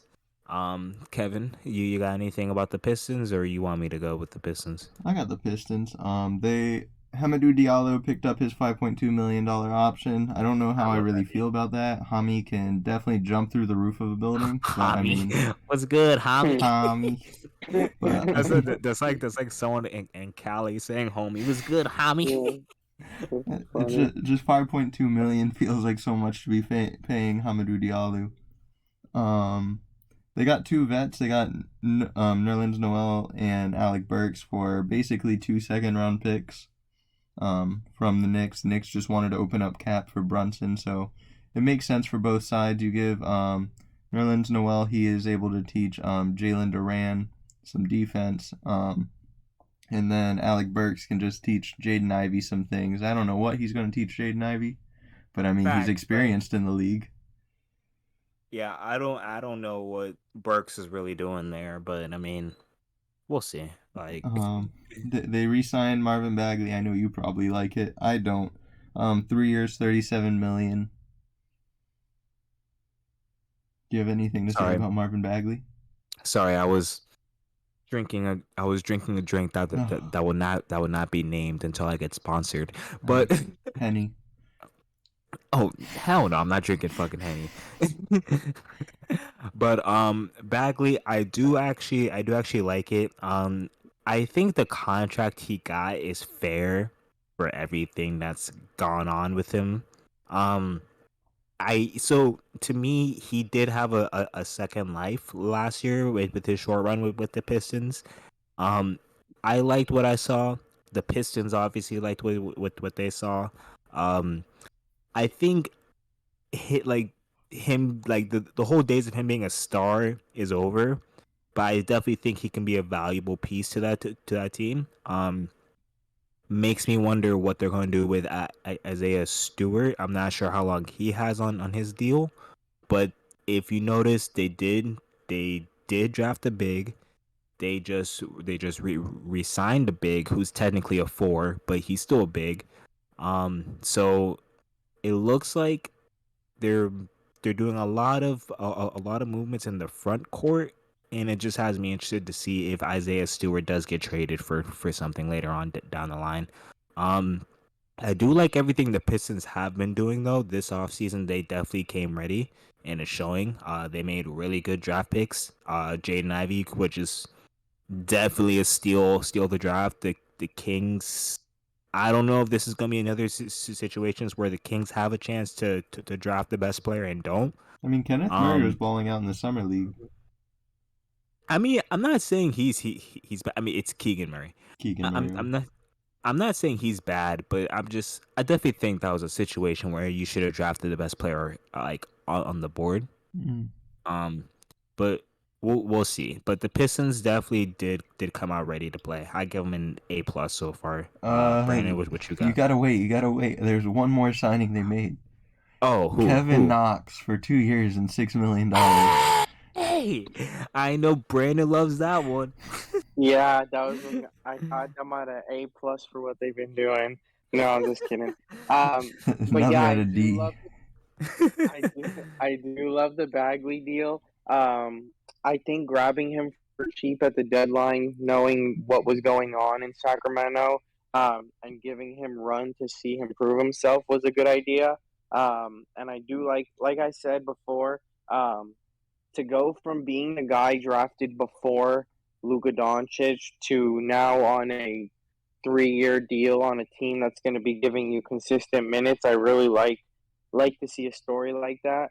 Um, I still have them towards the bottom of the East just because they're young. Um, I do also like what you brought up about Isaiah Stewart. They have been making a lot of moves for big men, so that is something to watch for. I could see Isaiah Stewart for a wing piece, or maybe a little bit more than Isaiah Stewart going out for a wing piece. So that will be something good to watch throughout the year. But yeah, I do like their moves. Another thing I do want to mention about that is I do really think the whole Miles Bridges thing fucked them up. I don't know how much real interest the Pistons had in Bridges, Mm-hmm. but Mm-hmm. I definitely think if Bridges was around, they could have been possibly trying to move Isaiah Stewart and possibly like a pick or something to get Bridges. Yeah. I could Yeah. easily see that happening, but that's obviously out the window now. Yes. So Isaiah Stewart is gonna be, I think, a good player to watch that could be in trade talks around deadline, as you said. Mm-hmm. Yeah, he's definitely their most expendable piece, but he'll net them some value with what he's been showing. Yeah. Um, Kevin, you got anything else about the Pistons? Why did you sign Kevin Knox? That's it. I agree.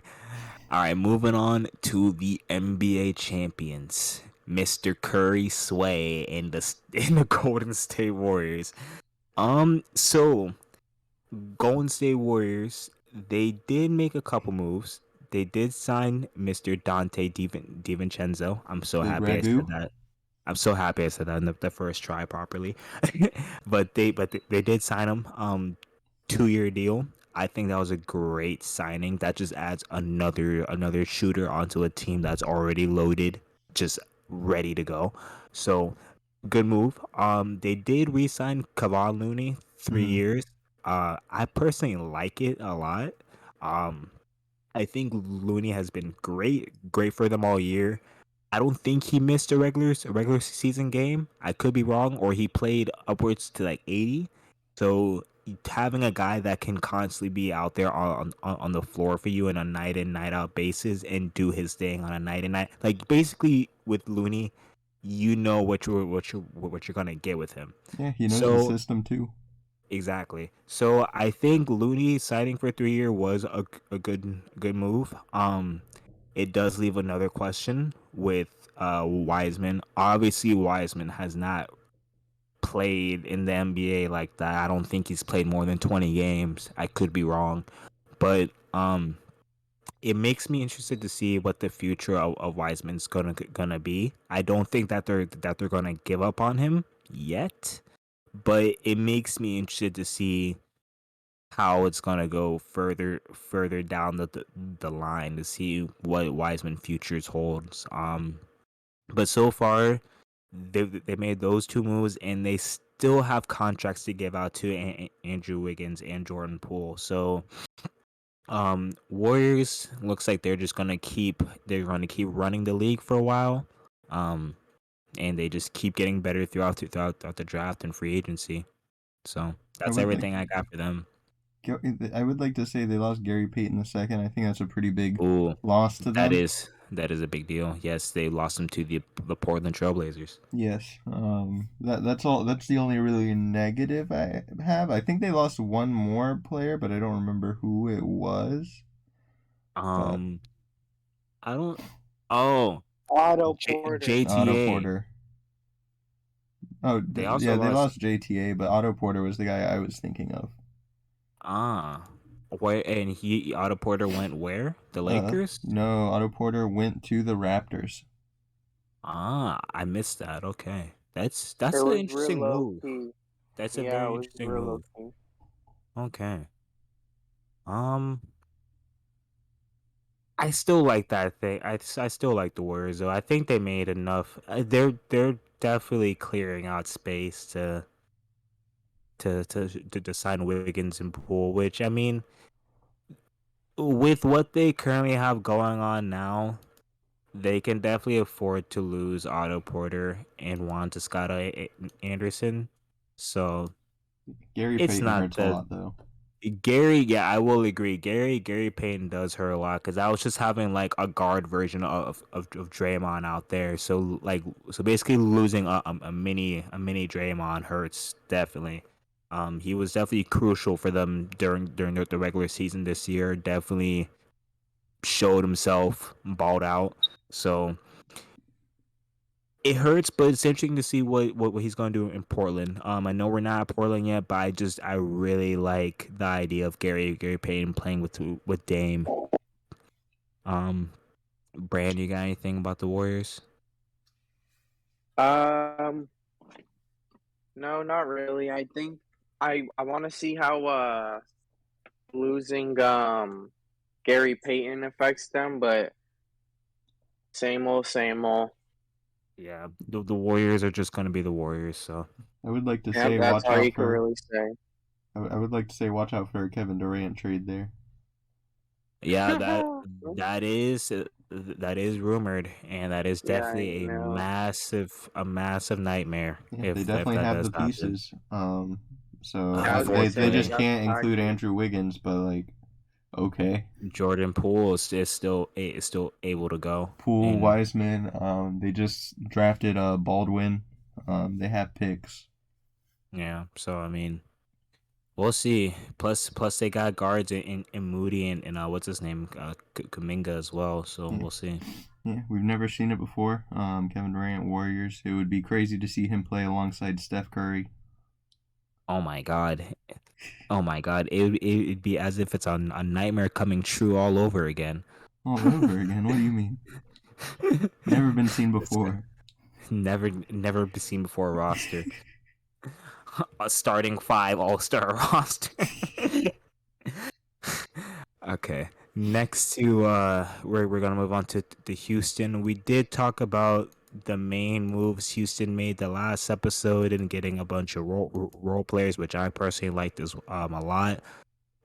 We did talk about their draft picks, which I personally liked a lot. I guess the biggest move that happened since we last spoke about it is Mr. Moneybags himself finally getting waived. If you don't know what I'm talking about Mr. Teach Me How to Dougie himself, aka Do the John Wall, aka John Wall has finally left the Houston Rockets. I know Houston Rockets fans are doing backflips off of buildings into traffic. They're so happy. Um, if I was a Rockets fan, shit, I'm happy for the Rockets. I felt really bad for them just because that was a lot of money in a roster spot that was just being taken up by a guy that at first he didn't wanna. It's funny because at first he didn't wanna be there and play, and then halfway throughout the year he wants to play. They're like, nah, sit down. So I just think it's a win-win on both sides. John Wall gets to be somewhere he wants to go. Rockets get to clear up a bunch of money Well, they and still have to pay potential. him the money for Yeah, this I know, but season. I'm saying it's just good to get him to just get him out of there. Yeah. You know what I mean? Like I think that's just better for the locker room overall, just to have everyone who's gonna be playing actually in the locker room, kind of deal. Yeah, that makes sense. Yeah. Um, and then they re-signed Jayshawn Tate. I feel indifferent about it. Jayshawn Tate's decent. It's not like he's gonna push them over the edge or anything, but he does have room. He does have a lot of room to grow, as this is only what, his second or third year in the league. I think he's a really Jayshawn good Tate, wing for them. I love that they re-signed him. yeah, Jayshawn Tate is definitely young and definitely has a lot of potential to grow. So I definitely like keeping him there and growing with that core that they currently have growing right now. Yeah, he's definitely an NBA player. Yeah, he's definitely, of course, he's an Well, I'm NBA saying player. he's someone that belongs to be in the NBA for a long time. No, I know what you mean, He's not Marvin Bagley. bro. You keep sleeping on Bagley and watch this year. He's about to go crazy. And Brandon, you were right. He's not just the guy drafted before Luka. He also was drafted before Trae Young. Oh yeah, that's true. I did forget about that. He's I will never just forget. just shitting all over this man. um, Brandon, you have any thoughts about what the Rockets have done so far? Have no, they've made a lot of moves, so just whatever you can think of. How you feeling? um, I like who they got in the draft. They really couldn't have gone wrong in that with what they had, just taking whoever falls to three. I mean, I Jabari Smith isn't bad either, too. So yeah, yeah, yeah. That was he has room to grow, but he isn't bad. yeah, facts. Um, I do like the Jay Sean Tate trade. I know with the injuries slash COVID slash all that, he did step up a little bit when they asked him to. And it was a little pretty fair deal for a nice role player to have. Mm. Um, yeah, that's all I really got for it. Just curious to see how they go, which direction they head in this rebuild. But I do love the pieces they have. Um, I will end it on the Jalen Green disrespect is absolutely outlandish. I think he had like a bad first month and a half, and the entire NBA fan base writ him off as a piece of garbage. So I do think he's gonna have a huge chip on his shoulder this year, and a lot of people are gonna learn what he's really got. I think with Jalen Green, he he didn't have like the prettiest rookie year, I'll say, but I mean, Hmm. like I said, it's his rookie year. Yeah, he's 20 years old. Yeah, like you technically have to make mistakes to technically learn from them. So I don't understand why hating on someone whose first year in the league was last year and he's 20 years old. I don't get that either. Hmm. Like you don't have life figured out at 20. Obviously Exactly. you have a lot of room to grow in literally everything. So Mm. I agree. There's no need for Jalen Green hate. Like at least let the man play for a couple seasons, and then if you really hate him, whatever. But it's only his first year, you know. Yeah, yeah, I agree. Yeah, I'm gonna be a big Jalen Green supporter because of how it's been going last year. So Yeah, Yeah, he's a natural scorer. So, and as the team grows, scoring will get easier. So, exactly. And like I said, I feel like Houston, they do have a lot of potential in that team to just be like a unit in a couple years down the line. I can sort of see him being like a Atlanta Hawks style team. Um, but we'll see. Uh, Pacers. I don't think the Pacers really made too many moves. If I'm being real, I know Jalen Smith got re-signed for 2 years. yes, 2 years, $10 million. All I really have here is the Jalen Smith re-signing. I love the Jalen Smith re-signing. I think he's someone that's going to grow in that system. He's a really good NBA player. He just didn't fit with Phoenix what they were wanting. But I think at Indiana he can flourish. Definitely if they do decide to move Turner. um yeah, Turner at some point. Yeah, I Other mean, go ahead, go ahead. I was Sorry. gonna say other than that, I just have bye Malcolm, hello Tyrese, and Benedict Mathurin written for the Pacers. Yeah, I like how they're really clearing out the way for Tyrese. I love Tyrese Halliburton. I think he's a future All Star and a future All NBA player years to come. Um, I'm interested to see what they're gonna do within the next couple of years. I don't know if they're gonna try to tank again this year. Um, from my opinion, it sort of seems that way just because I feel like they aren't really trying to make too many moves. Yeah, if you get rid of But Brogdon, it looks that way. Along if they get rid yeah, of Turner, it's definitely looking that way. Fail for yeah, I Victor. think yeah. Ooh, I think them and the Spurs are gonna be in a race at this Yes. point. Um, Brandon, you got anything on the Pacers? I know they didn't really make too many moves besides a re-signing. So Hmm. I did want the Knicks to go after Miles Turner. Mitch's extension kind of made burn that. dispersed of Yeah, yes, that. I know. Yeah, so honestly, just gonna be watching for where Turner goes and how Tyrese can develop. But yeah, I don't got much on him. Also, Yeah. Aaron Naismith went there. Like I said, I think Aaron Naismith Oh is a yeah, I good forgot. player. Oh yeah, So that's right. watch for him getting Yeah, more scoring opportunities. he'll get a I lot of actually like run that there. mix. I actually like that mix of Aaron Reese and Buddy. I think that'll be a Hmm. pretty good backcourt pairing to I go don't know along if with. Buddy will be there. Buddy might get traded. I know they really want to play Benedict Mathurin. I know they like Benedict Mathurin a lot. Is Benedict a guard? He's a small forward, but he plays some guard. Okay, okay. I low key Um, feel like Buddy has one foot out the door. Yeah. I just don't know where Buddy lands, if anything. I mean, Yeah, that's the only thing. I feel like he lands on a championship style team. I just don't know what I mean, championship team he wi- could like. I can see him on the Bucks, but I'm like, I don't know if the Bucks really even have like the money for Yeah, that. nah, yeah, he's making a good amount. if the Lakers like fail on getting like Kyrie or Kevin Durant, like why not try and trade Russell Westbrook and a couple picks, maybe I Talon could Horton see Tucker that or Buddy. because Russell Westbrook's an expiring 47 million. So Yeah, for the Pacers to eat that, that would give them $50 million it would and probably be a whatever they want to buyout. do next year. Yeah, Uh, exactly. I just don't want I to could see see Russ in that. a Pacers Well, jersey, no, I think bro. it would be a buyout, and then he'd probably Oh, go okay. wherever he wants to go. If it's a I yeah, I I can heard actually get behind that. I heard if Russ gets bought out, he's running to Miami's bench. I I could see didn't hear that. it from like a Woj or anything, but I heard that's amongst the rumblings. Yeah, I I mean, can't see him taking the bench role, bro. I could. That's what I'm on the same thing.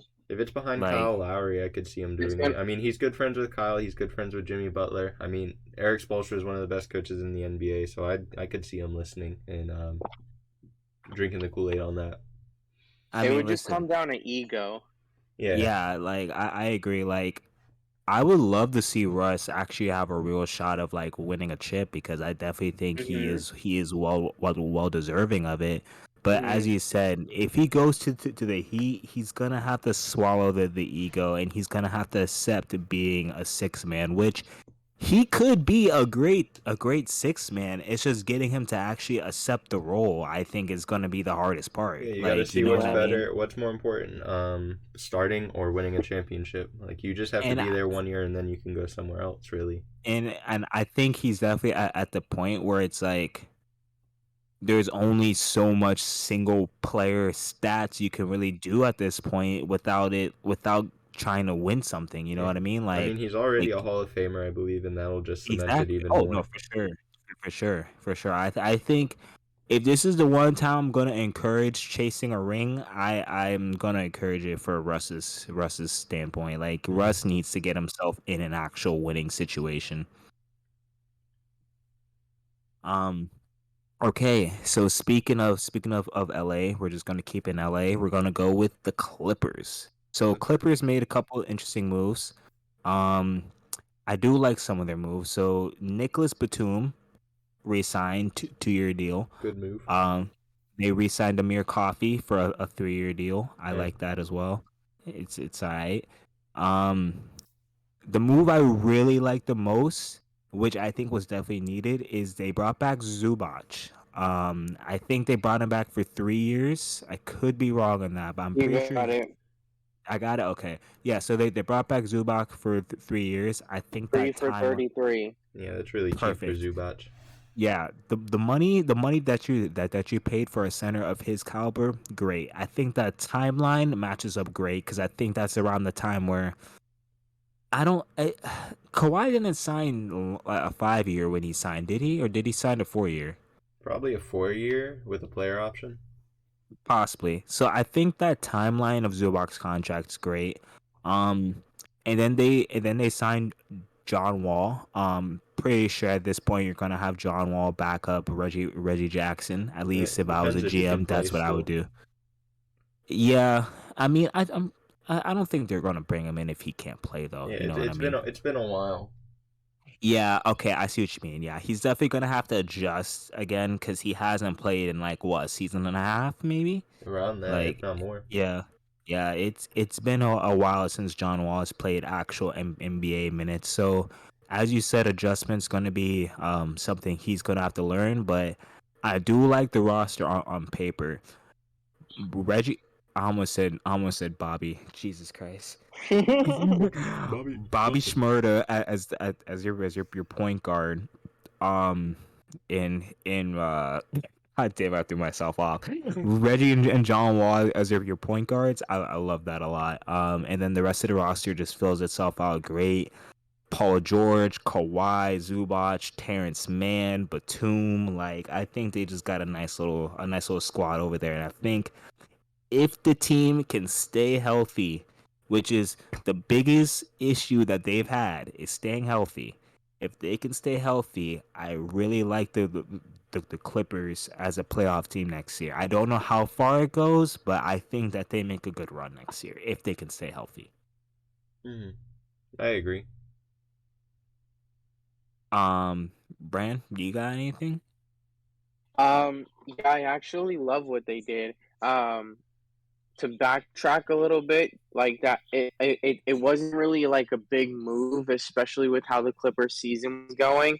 But the trade they did at that like trade deadline last year, it might have been a little after the trade deadline, or like I don't remember exactly when it was. If it was, it's like into the off season or what, but it was when it was Norman Powell and Covington, Oh and yeah, all I they remember had to this. send back was Bledsoe, Winslow, Keon Johnson, which is the most potential piece in the trade, and Hmm. a 2025 second. So that leaves that their current roster is, but either if you're going to start Reggie or John Wall, it will be one of them two: Paul George, Kawhi, Batum, who they got back for cheap, and Zubac, with the second unit being whoever doesn't start out of Wall and Jackson, mixed with Norman Powell, Marcus Morris Sr., and Robert Covington. And then, like you said earlier, they still have Amir Coffey and Luke Kennard. And Terrence Mann. Um, Oh, and Terrence Mann isn't. Yeah. So they have depth. They have star power. They have good contracts. The only thing, like you said, is health for me. So when I look at the West, I still put Golden State and the Suns above them. I know a lot of betting favorites. I know a lot of people have the Clips being the dark horse. I can see them being a dark horse, but I can't see myself putting them above a 3 seed just because of health concerns. But Hmm. I do love all their moves. And plus, the only loss they really took was Hardenstein. Yeah, They lost that's Hardenstein, what. which was he was a great piece for them. But I mean, that team is still so filled out that I think Yeah, the they depth couldn't is live. crazy, and Covington can stretch out a little bit depending on who the other team's five is. Yeah. Yeah. Okay, we're gonna keep it rolling. Lakers. So they got JTA. They got Lonnie Walker, which I like a lot. He's basically everyone I'm announcing. I'm pretty sure they're all like a very short deal. Mm-hmm. Um, JTA, Troy Brown Jr., Damian Jones, and Lonnie Walker have been all the Lakers free agent signings. JTA is going to be interesting. I don't really think he gets that much run, but I think if he does, he can be helpful there. Um, the main move I liked that they made was Lonnie Walker. Lonnie Walker signed a 1 year deal. I think he's gonna try to prove himself this year. Lonnie Walker to me is a better version of what's his name, Malik Monk, who they currently have. Mm-hmm. I can definitely see him overtaking a lot of Monk's minutes, possibly depending on how it goes. But the Lakers are just in this whole we're trying to get Kyrie move. I don't see it happening, but we'll see what the Lakers do. Honestly, right now the Lakers are doing exactly what I expect them to do. They don't have the money to really be making crazy moves, so they're just trying to get as young as they can throughout free agency, which with the moves that they made, it hasn't been terrible. Yeah, I'll it's been say it an hasn't. average age of 25.2 years Oh, of age They that they're also hiding. lost Monk. Monk's actually gone. Okay. Yeah, Monk dipped to Sacramento. They gave him 2 years for I think that says 19 mil. I think I wrote.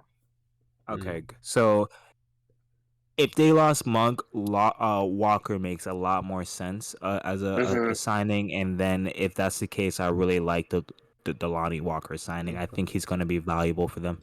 a lot more youth and athleticism from him. For sure. Um, Brandon, you got anything to add, or we're just gonna keep it moving? I kind of view them as the Nets right now, where it's kind of like a wait and see what happens. Yeah, just because I feel like a lot of their talk is around trying to get KD. I'm sorry, not Mm-hmm. KD, Kyrie. Kyrie's. Yeah, so I feel like we aren't gonna see much movement from them until that whole situation's over and done with. And I really think if I'm the Lakers, I should just be making moves now and not trying to bank on one player who possibly won't sign.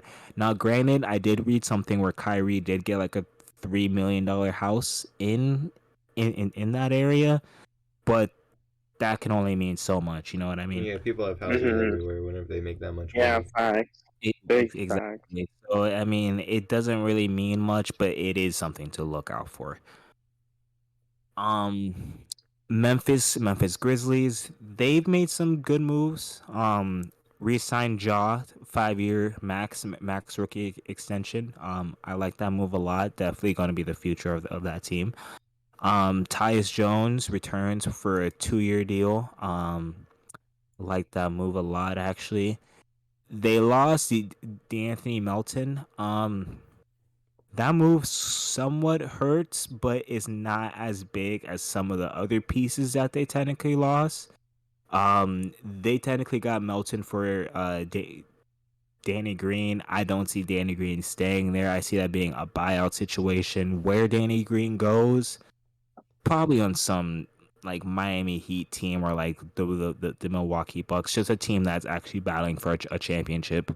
Um, and I would say the biggest movement that's happened here is losing Kyle Anderson, aka Slow Mo. They lost Slow Mo to who did they lose to? The Timberwolves. They lost Slow Mo to the Timberwolves. Not really sure how I feel about that, especially with your star center and Josh Jackson Jr. Not Josh Jackson, Jaren Jackson Jr. Josh Jackson's a wild person. Jaren Jackson Jr. being out for 6 to 8 months after getting surgery, so I think it's gonna be a little rough for the Grizzlies. Curious to see if they make any big man signings at all, because if anything, that's really where they need help at right now. To help Steven Adams out at least for like the first part of the year. Um, I don't know if he signed anywhere. If DeMarcus Cousins wants to go to the Memphis Grizzlies, I think that's a great move. Um, but yeah, that's all I have on Memphis. Yeah, I mean, D'Anthony Melton, Slow Mo, very bad. To lose both those guys, great defenders. Melton adds a good amount of playmaking, so you definitely have to try and fill in those holes, and we'll see how they do if they do anything else for the remainder of the off season. Yeah, I don't see too much happening with them. I think if anything, they just sign like a vet, a big man vet. But that's probably the most I can see the Grizzlies doing to finish or with the rest of the offseason. Mm-hmm. Brand, you see anything Grizzlies? Um, yeah, the biggest thing to me was them locking up Tyus. I think he's the perfect complement, like the perfect complementary point guard to have with the Jaw. I know, like I'm not gonna be able to find it, but I know there's some statistic that the way that he runs the offense is like once Jaw leaves the court is almost like 1-to-1, like with how productive and successful they are. Um, like I said, it does suck that they lost Jaren Jackson Jr. for so long. I just see them keeping the unit that they have together right now and rolling forward with it and seeing what they can do with the healthy Jaren. But they're definitely going to be a scary team when healthy. Mm-hmm. Yeah. Grizzlies are my second favorite team, so of course I'm gonna be keeping eyes on them this year. Mm-hmm. Facts. Also, Um, shout out to Ja for that big old bag. Big man old got the bag. bag, money bags. So next we're gonna go to South Beach. Gonna go with the Miami Heat. Um, Mainly a lot of the moves I see for the Heat is that they're just bringing guys back. Yeah, They brought back Deadman, aka John Jones. John Jones is lost long brother. without the Um, cocaine. yes, without the cocaine and beating up women. Yes. Um, Dwayne Deadman signs for 2 years. I like the move. Deadman's a nice big for them, especially with them losing PJ Tucker. Keeping Deadman is still a good move. It's Yeah, crucial for them. and it's just 9 million Um, for those 2 years, so good deal. exactly, which is is great money for everything Deadman does for you. Um, Victor Oladipo re-signed on a 1 year deal. Curious to see if he does stay past this 1 year deal. But I do like bringing back Victor Oladipo. He was great for you last year when he did play. Um, and it looks like they're just basically keeping that same core together. I don't know if they're going to make any massive moves. I know that we were talking about Russ potentially playing behind Lowry. But yeah, we'll see. So far, the Heat have been basically quiet as it stands right now. Yeah, whenever you lose Tucker, you definitely have to re-sign someone like Oladipo. Um, Yeah, but yeah, it definitely makes it rough whenever you lose a defensive presence like um him. yeah, for sure. Brand, how you feel about the Heat? Um, kind of in a wait and see still. Um, I like how their roster is constructed, and they have a lot of different outs via trade for any of the disgruntled stars. I know they had an offer for Spida, they have an offer for KD, so just curious to see which direction they go. But I think just with the personnel, coaching, Phil Riley, everything they have, they're just gonna be another top three seed in the East. But yeah, just curious to see where they go with it. I said Phil Riley. I meant Pat Riley. I'm sorry. It's okay. I knew what you meant. Okay, so next we're gonna move on to the Bucks. Kevin, you wanna kick us off with the Bucks or Yeah. Pat Connaughton picks up his $6 million option. He's a great player to have. He plays both sides of the ball. They have two really important deals. I think Joe Ingles signed there 1 year, $6 million. Jingles is a great player to have on your team. He's going to give you solid defense. He's going to shoot great from the 3 point line. So he's a really important piece to have, definitely whenever you're a playoff team like them. And then they re-signed the POTUS, Bobby POTUS, for good 4 years, word? $49 million. That's a great deal. Some lower things they did, but also like help your team. They re-signed Javon Carter 2 years, $4 million. Wesley Matthews 1 year, $3 million. And Serge Ibaka signed a 1 year deal contract. It hasn't yet been announced how much, but Serge Ibaka is a great rim protector to have on your team. Yeah, the Bucks are staying strong as they have been in the past couple of years. Mm-hmm. Jingles is a great pickup. I love having Jingles on the team.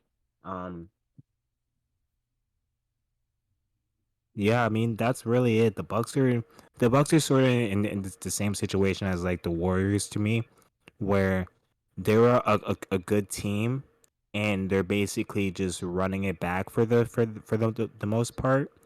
Um, so it's like we sort of already know what we're getting out this team, but then when you make like subtle moves such as signing like Jingles to like a 1 year deal, it's just like the small stuff like that, which I think helps get them over the edge. So, so far they've had a good off season, just bringing back everyone that they need to bring back and adding Jingles. I like everything that they've done so far. Yeah, Bucks gonna remain a good team in the East. Brand, how you feel about Bucks? Bucks. I have them at the top of the East again. To me, the East runs through Giannis. Um, my favorite thing was the Bobby Portis deal. Portis. Good deal for both sides. Huge piece. He can start. He can stretch. He has heart. You know what you're going to get with him. And then if any of the centers go down, you can move him over to center, and he's going to play the same ball he plays. Also, they did get the West Matthews again on a 1 year deal. I think Mm-hmm. he's a good bench piece for them to have. But yeah, like I said, I think the East still runs through Giannis. It's going to be fun to watch them next year with Middleton back. Yes. Yeah. Yeah. I I think they're like a the finals Bucks. team if they have Middleton healthy. I think they were a Middleton injury away from a little bit deeper of a run, if not Yeah. a finals run. Yeah, the finals could have been really, really different. Like it may not have gone 7 games with Boston. Boston probably gets eliminated that series. Like of course, injuries is always going to be a story of the playoffs, but I think that was probably this year's big injury story. Is what would the playoffs look like with a healthy Middleton? Like Yeah. I don't think it would be the same. I think it would have been different, but never know. Yeah. Um. Okay. We're gonna move on to possibly what I think is definitely one of the more active teams. So far this off season. Gonna go with the Minnesota Timberwolves. So as we had brought up, Kyle Anderson, aka Slow-Mo, signs a 2 year deal with them. Um. Don't really know how I feel about that move. It's not bad. But with some of the other moves that they made, he's definitely going to be a backup for them. They re-signed Cat to a 4 year extension. Great move by them. Mm-hmm. Lock up 1 year 2 star. Lock up 1 year 2 drafted stars. I'm gonna say D'Lo wasn't drafted there, but he is a star. But definitely keep the homegrown talent there. Cat still has room to grow, but he's still a great player. Love him on and off the court. Bryn Forbes agreed to do a deal. I'm not sure on the length, but just signing a shooter in Bryn Forbes is definitely going to help out the bench unit on Yeah, that important team. in championship. Yeah. Um, Terrion Prince re-signed a 2-year deal, which is a big move for them. Not a big move, but it's a good move for them. I do like the signing of bringing him back. And now we're gonna get into the meat and the potatoes of the Minnesota Timberwolves. So, the Minnesota Timberwolves traded for possibly one of the greatest centers of all time. I'm gonna say it. I know a lot of people hate him, but he is a defensive masterclass every time he touches the floor. Rudy Gobert. I'm joking. Rudy Gobert gets traded to the Minnesota Timberwolves for a boatload. Let me try to find the exact deal. Sort of hard to find the trades with a lot of them being unofficial, technically as it is right now. Yeah, But I believe it was like 4 picks in a pick swap, or it was something around that. yeah, it's hang on. Okay, so Rudy Gobert went to the Timberwolves for Malik Beasley, Patrick Beverly, Leandro Bomero, and wow, sorry, Leandro Bomero, Walker Kessler, Jared Vanderbilt, and 4 first-round picks. So the Utah Jazz got an absolute haul for their star player in Rudy Gobert. Um, personally, Timberwolves gave up a lot, but it is worth it in my opinion. I agree. Players like Rudy Gobert, they don't come around often. Just to have a player that is that big and lengthy guarding the rim for you is a major plus. Um, they did give up players like Malik Beasley. He didn't need to be on your team. Trading away Malik Beasley is doing you guys a favor. So good job, Timberwolves. Um, Beverly, you guys did Beverly dirty. This man acted like he won the NBA championship just for y'all to trade him the next season. Y'all did him dirty. Shame He on did y'all. himself dirty. It was the first That is round. that is very true. But they traded away Pat Bev. That does somewhat hurt. But then again, that does hurt because you are giving up defense in the guard position. But at the same time, you are making it up by having Rudy Gobert, which if anyone tries to drive on Rudy Gobert, it's not happening. So You also got you slow still mo to help defensively as well. exactly and picking up Sloma, which is another big, is going to be helpful. So I think they got pretty decent. What I do want to sort of touch on, we aren't there yet, but the Utah Jazz picking up Walker Kessler was a great move. I don't know too much about college basketball, but I do know Walker Kessler was a great inside player. So I do like that move for them. And then just on top of it, the Jazz getting a lot of picks is good for them. But back to the Timberwolves, I love what they did. I know we missed out on a lot of grades. I'm gonna give them an A because they actually deserve a grade here. I was a little skeptical on the Timberwolves coming into this off season, but so far they made some really great moves, and I'm surprised by this front office. So good job, Minnesota. I'll say Rudy Gobert? Has anybody ever heard of this dude? um Rudy Gobert. Rudy Gobert.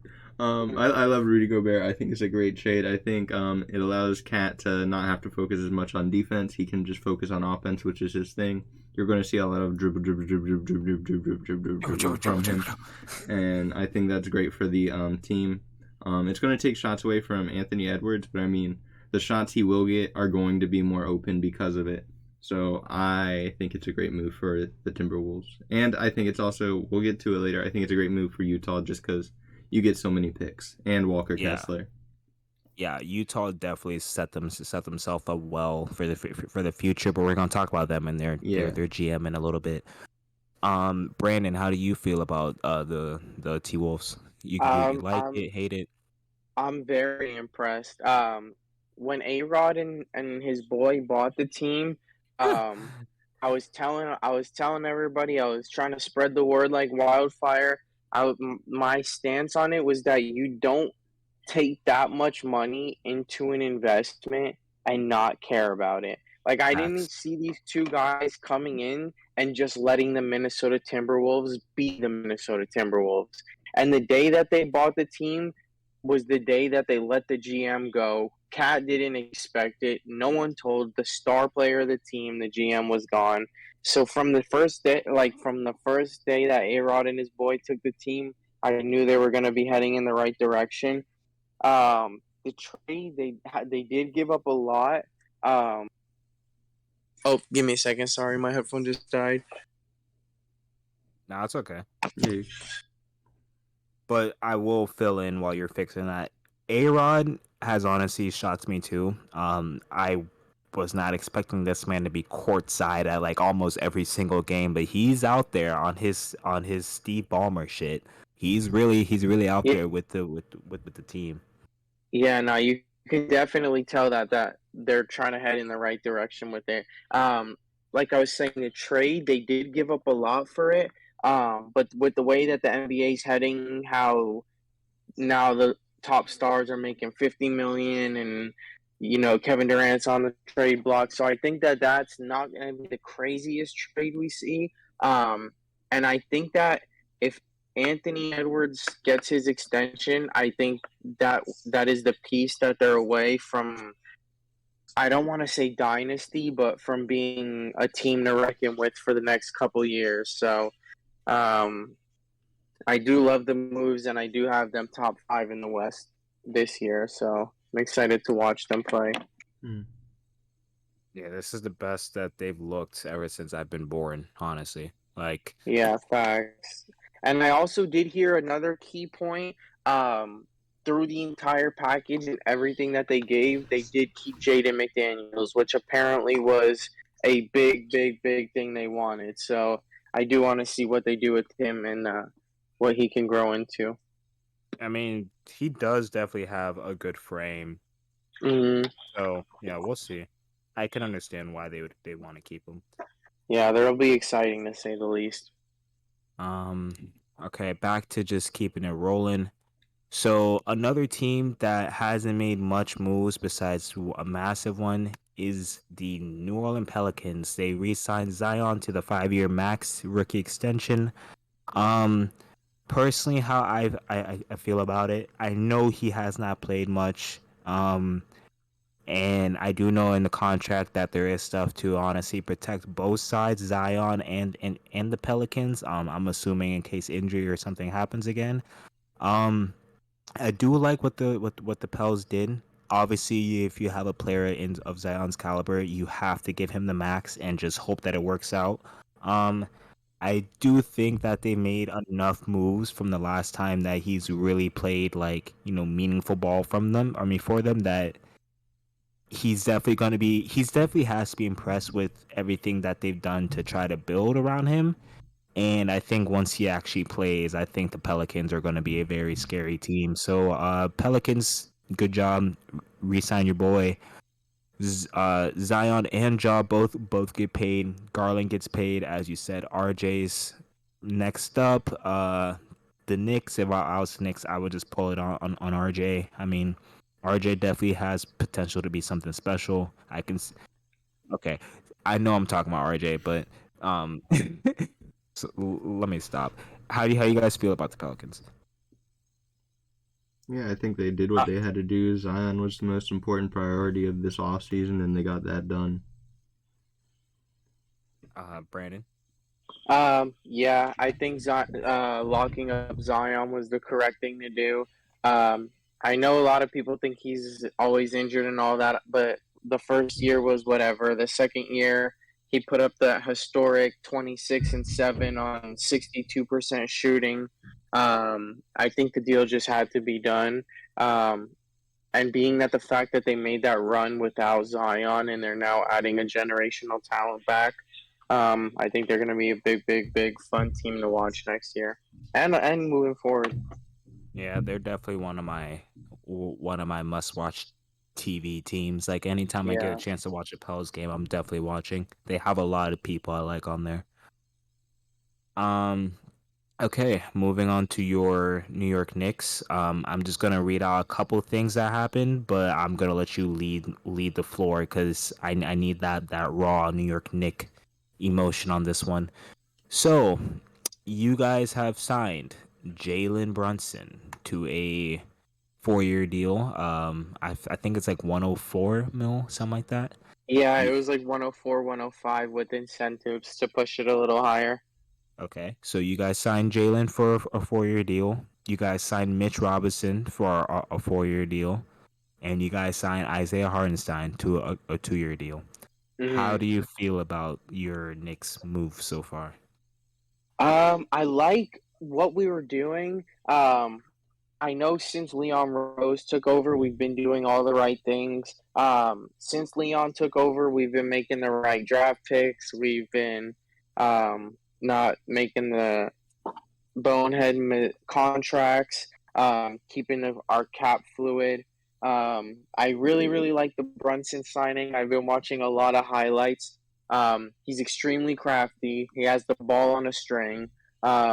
He gets ones on the toughest defense. He can score inside at will.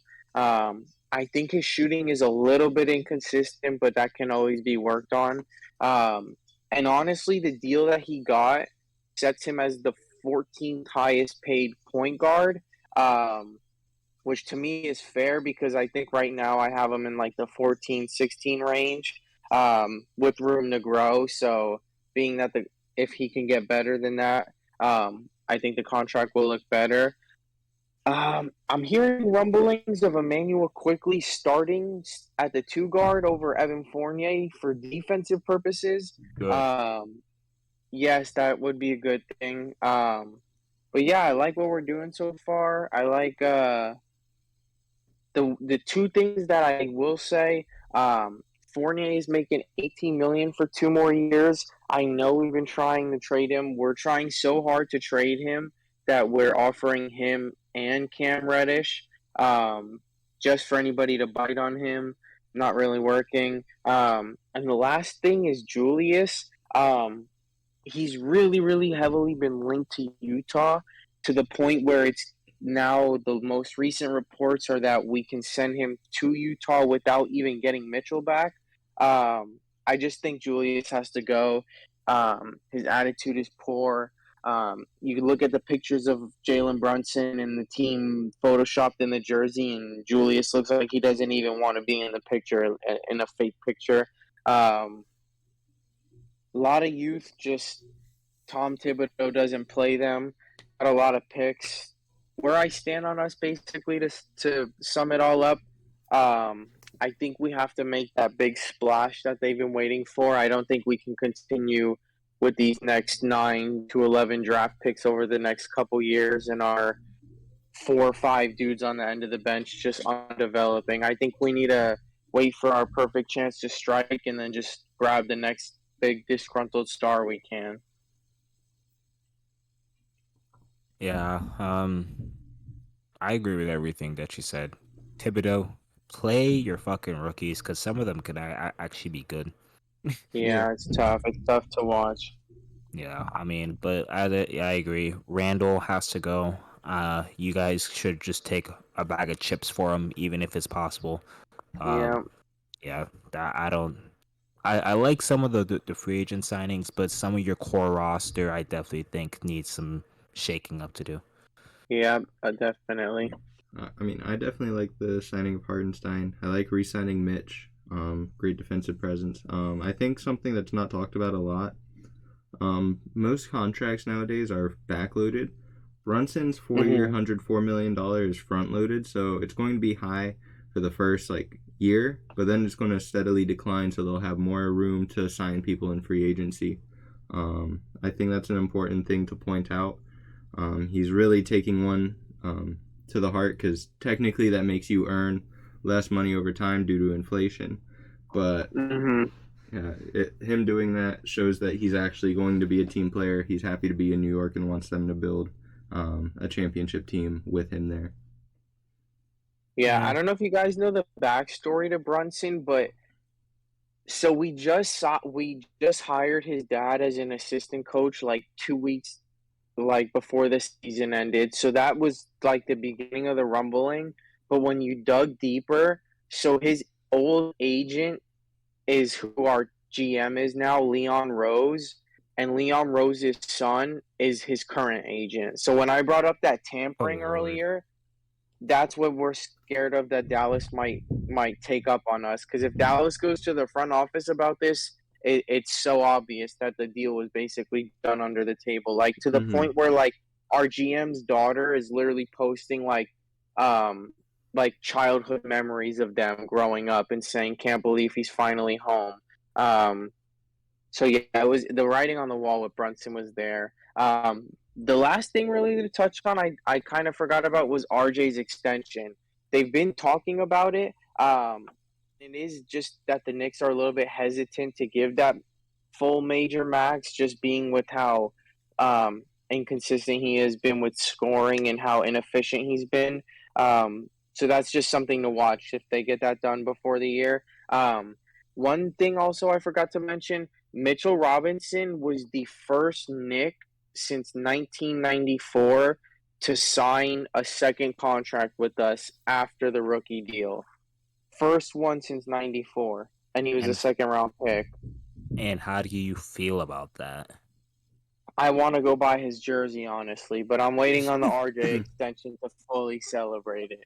But that is honestly a mind blowing statistic that we couldn't retain a dude past his rookie contract since 1994, before I was born. I know that is a little bit, not even a little bit. That's very insane, dog. Like, Yeah. We're excited, though. We're excited with what we've got moving forward. I mean, you guys are definitely moving in the right direction for sure. Compared to the Phil Jackson days, let's just not talk about that. Yeah, definitely compared to Phil Jackson days, a lot better.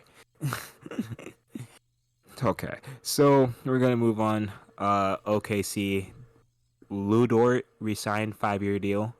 That's like the only major move that they made. Yeah, they're just Besides, rookies. yeah, because I mean that whole team is literally like under 24. I'm pretty sure. So it's the only real move that they can make. Resigning Ludort was great. Ludor he has the caliber to be a top defensive player in this league.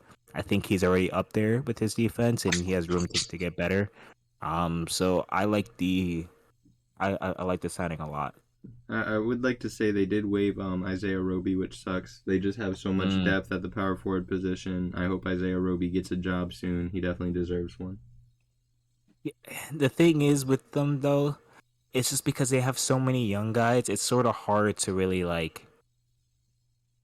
I don't know. It's sort of really hard to pick one out. You know what I mean? Yeah, it definitely makes sense to move on from him. If he's not the guy that you believe in, I mean, you have Chet, you have Poku.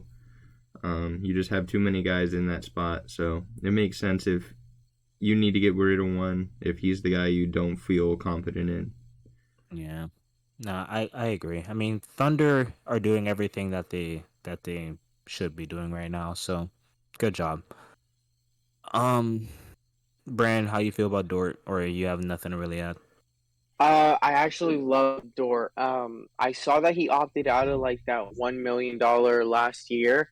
Um, and I was really curious as what they were gonna do, if they were gonna let him walk or not. But I think that was well deserved to lock him up. He honestly, it didn't, it went really unnoticed last year, but and I know he had um, he had like all the run he wanted. He had ability to do whatever he wanted, but he averaged 17 last year, which shows his offensive upside. And I do remember him rookie year clamping prime James Harden, who was averaging 35 a year. So I actually am a huge fan of Lou Dort, and I'm very excited to see how that team develops together. Mm. Yeah, I think keeping Dort's great for them. Just keep on working on that core they got. Um, Okay, next is my Orlando Magic. I'm gonna keep it quick here because basically the Magic didn't really lose anyone so far. We basically just re-signed all of our guys so far. We re-signed Gary Harris, 2-year deal. We re-signed Bamba to a 2-year deal. Very very happy about both of them. And Gary Harris, we get to keep a vet that has winning experience. And he can help our young guys grow along with Terrence Ross. So having veteran leadership is great, especially when we have a lot of guards on our team. When we're a guard heavy team, that's just it's a good thing to have. Having Gary Harris and Terrence Ross to be able to talk our guys through it.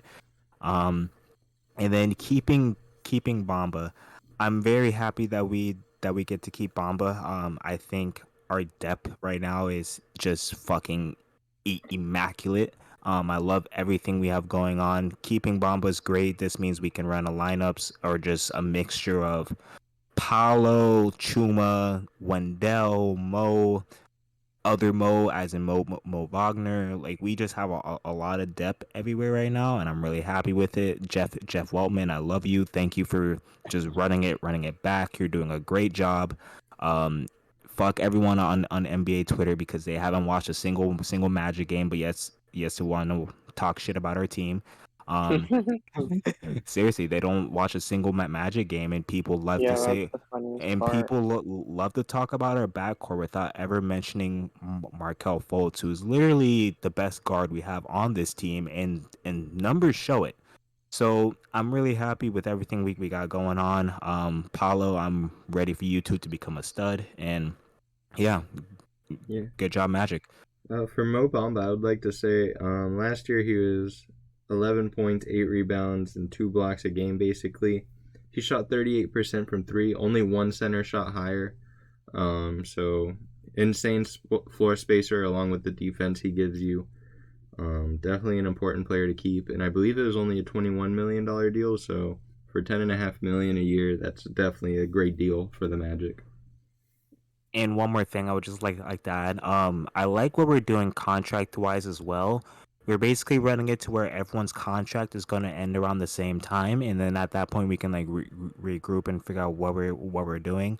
When we gave Wendell a contract extension, we gave him a 4-year deal that was front loaded. So as you were explaining, like the front loaded contracts, we're going to be paying Wendell less as time goes on, which is great, which means we can save money, even more money when it comes down to that time within the next 2 to 3 years where we have to figure out everyone's contracts, such as Jonathan Isaac, Mo Bamba, Wendell, Markel. Like we have a lot of contracts to figure out, and I like that we're keeping it on like a schedule so we have a good amount of money to work with. Hmm. Um, yeah, I like everything that we're doing. I think, and I'm sorry. Let me just stop before I get carried away. But I like because the fact that we're running it back, chemistry is already built. We got into a lot of games last year where we were a very young team that didn't know how to close out games, and I think over the season we've gotten better at that. So I think this just running it back is a great idea because we can just keep building on what was already laid down last year. Hmm. Brand, you got anything? Yeah, I actually love every move that the Magic made. Um, I think that the future is very bright. I think that this new GM knows exactly what he's doing, running a tight ship. Um, the fact that no one had Paolo going first and he went first, it just goes to show how tight knit or like how tight that front office is and not letting things get out like that. I think that the only way they could have messed up the pick was with going with Chet. I don't think that if he was a bust, I don't think that it would have been too good for them. Whereas if he is with OKC, they'll be able to eat it with all those draft picks. On Wendell Carter, um, when y'all signed him to the contract and the amount that it was signed to literally gets better by the day. Like you said, it's front loaded, so he'll be making 14 next year, then 13, 11, and 10. Those are going to be his age 23, 24, 25, 26 season. I think that might be one of the best contracts in the entire NBA, honestly. I also did like the Mo Bamba signing. I was scared he was going to go to the Lakers. Would have Oh been a God. crazy fit. That would have been nuts. I would have been pulling my hair out to watch that. So I'm glad that he did stay with Orlando. I think that was, for both sides, the best thing that could happen. Um, yeah, like you said, the chemistry, everybody's getting drafted, growing up together. Everybody, they have fun. You see the social media, they're always having fun. They come in the locker, throw water on each other. Um, so yeah, I'm just excited to see how they can build off of this because from going from Devin Booker begging to come here and them taking Mario Hezonja over him, I think they've come literally a tremendous amount of ways to be where they're at now. So I'm definitely excited. The last thing I do want to touch on, I wrote this down when you said it.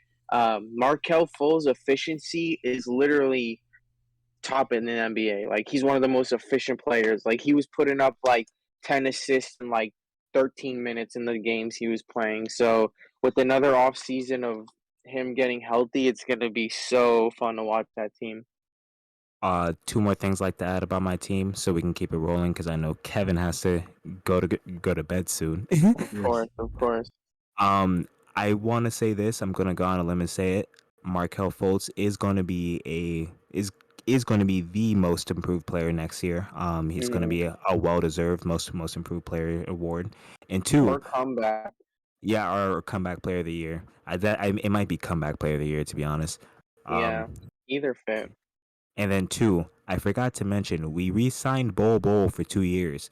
Oh, I So did see this means that.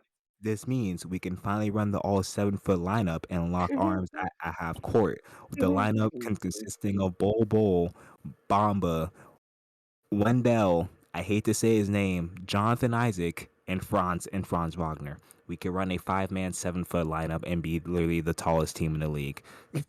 That would be epic. I would actually want to see that. I hope to God we never do that, but that would be funny. I would shit myself in the crowd. Dude, I I would. forgot about that. I do Yeah. like the Bol signing. I like Bol signing just because we give him room to grow. I don't know if we will ever play him, but I can see us very well playing him just because it's like he really hasn't gotten that shot to actually play on the NBA level. I think because of That's his the frame. thing. I, hmm I think his frame is a major part to do with it. And another reason why I'm glad we didn't draft Chet.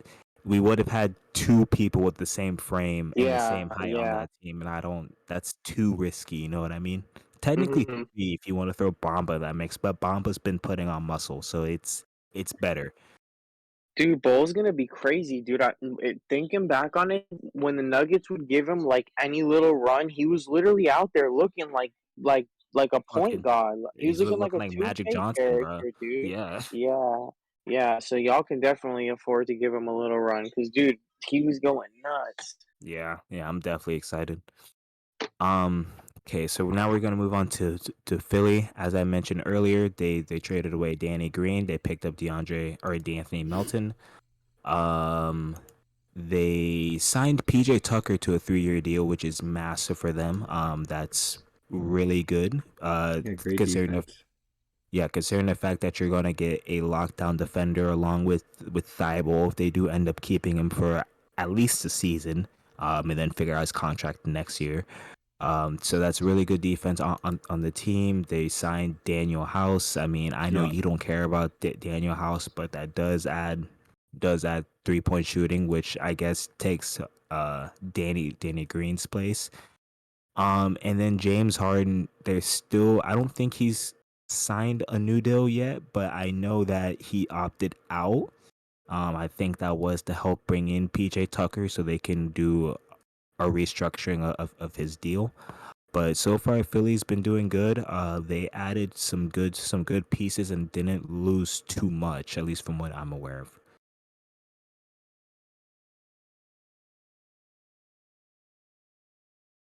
Okay. Yeah. They did really good. They kept most of their guys. I think DeAnthony Melton bringing coming in is big. I think PJ Tucker is a big move. I don't understand Daniel House. But yeah, Philly should definitely be excited about the defense coming in. Brand, any thoughts on Philly? Yeah, I think Harden's real for taking that decline.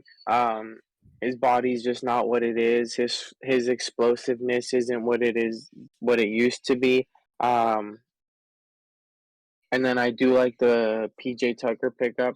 Like you guys said, he brings defense. He brings heart. He can run center if you need him to. He just has that bulldog in him. Um, Got I that could dog see in that. him.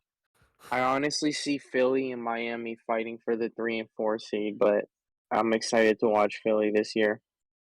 I think Philly also runs the whole health thing, as I was saying with the Clippers. So you just have to be Mm, healthy. yeah, literally, yeah. Health is the only thing stopping them from a deep run. Okay, next to Phoenix, Devin Booker agrees to 4-year extension. He gets paid. Rumored. It's not even rumored. It's funny. Um, I think Woj leaked that he's supposed to be on the 2K23 cover and it's funny because the same day 2K made a whole tweet saying, "Hey guys, guess who's gonna be on the 2K cover?" without actually announcing it. So I found it funny that his 2K coverage was spoiled during his contract extension, Woj but knows too much. he does. Booker gets paid. They bring in Damian Lee. They bring back Bismack Biyombo, which is good rim protection for that team. Josh Okogie comes in. I think that's a decent signing for them. And still working out DeAndre Ayton. He has not signed a deal, and they have not traded him. So still, I think they got some moves to make depending on what they do. Yeah, I think they're But just waiting on like yeah. Kevin Durant before they do anything. Yeah, because they're linked to the Kevin Durant talks. It's just they can only give up so much for Kevin Durant.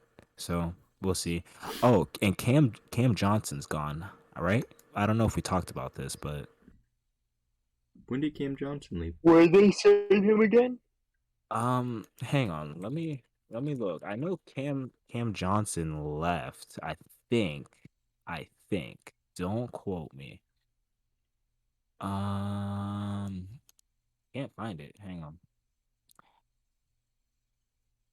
I think fuck, where did I read that at? Okay, well do not quote me on that, but I think I read something where he might leave, or I thought I read he got traded somewhere. I think he might have been in the Brooklyn talks. I think he might have That been in trade talks. yeah, that could have been what it is. I could He's be one of their mixing most talks. valuable pieces. Yeah, I think he was in the Brooklyn talks heavy. Yeah, I He could might have been be. in the first offer before they started asking for Booker. Okay.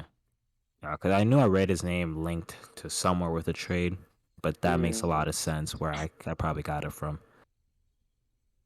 Um, So, if anyone have anything to add towards the Suns, Not really, no.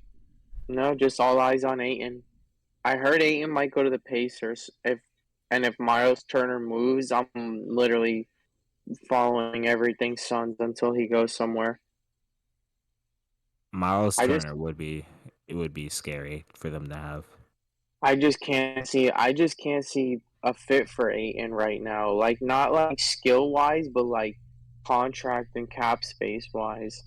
Yeah, that's Aiden's definitely Because he definitely deserves it. He definitely deserves the money. It's just like nobody really can afford it or has the room for it. yeah. He's definitely in a weird spot right now. Probably the second biggest player to watch behind KD. Well, I guess Definitely. third because Kyrie is potentially getting True. moved too if KD leaves. So I can't see them keeping one and not the other. exactly, both would probably have to go. So, all right. So Portland made a couple interesting moves. They re-signed Anthony Simons. He gave him a bag. That man definitely deserves it. Nurkic comes back 4-year deal. So it looks like they're trying to keep people on a times table here, which I like that. Drew Eubanks comes back for 1 year. He did good for them during that tanking period. He was probably one of the only shining lights on that whole Blazers run last year. And then Gary Payton II comes in for a 3-year deal. I definitely like the idea of bringing in Gary Payton the second to run with the backcourt with Dame. I don't know if he's gonna start. Maybe, probably not. But that they definitely got a solid team getting in, re-signing and bringing in those 4 guys, and then they have Jeremy Grant too. Right? Does anyone know if they have Jeremy Grant? Yeah, they Yeah, got they do. Jeremy Grant for a 2025 first. Okay, so yeah, they got a pretty good roster over there. I like what Portland's been doing so far. So Yeah, I do too. I think Shaden Sharp is a good guy to build around. For the future, not like right now, but I'm saying yeah, keep him there. You have right now, you have Dame, you have Anthony. Um, Definitely a bright young team to look for. With Dame as the leader. mm, yeah. Brand anything? I love like Kevin said, I like Shaden Sharp. He's a good player. He was the right pick there. And I love all their signings and I love the Grant pickup. The only thing that I hate about like their off season is that they actually kept the 7 pick. Because to me, like obviously Dame wants to win and they have put all the pieces around him.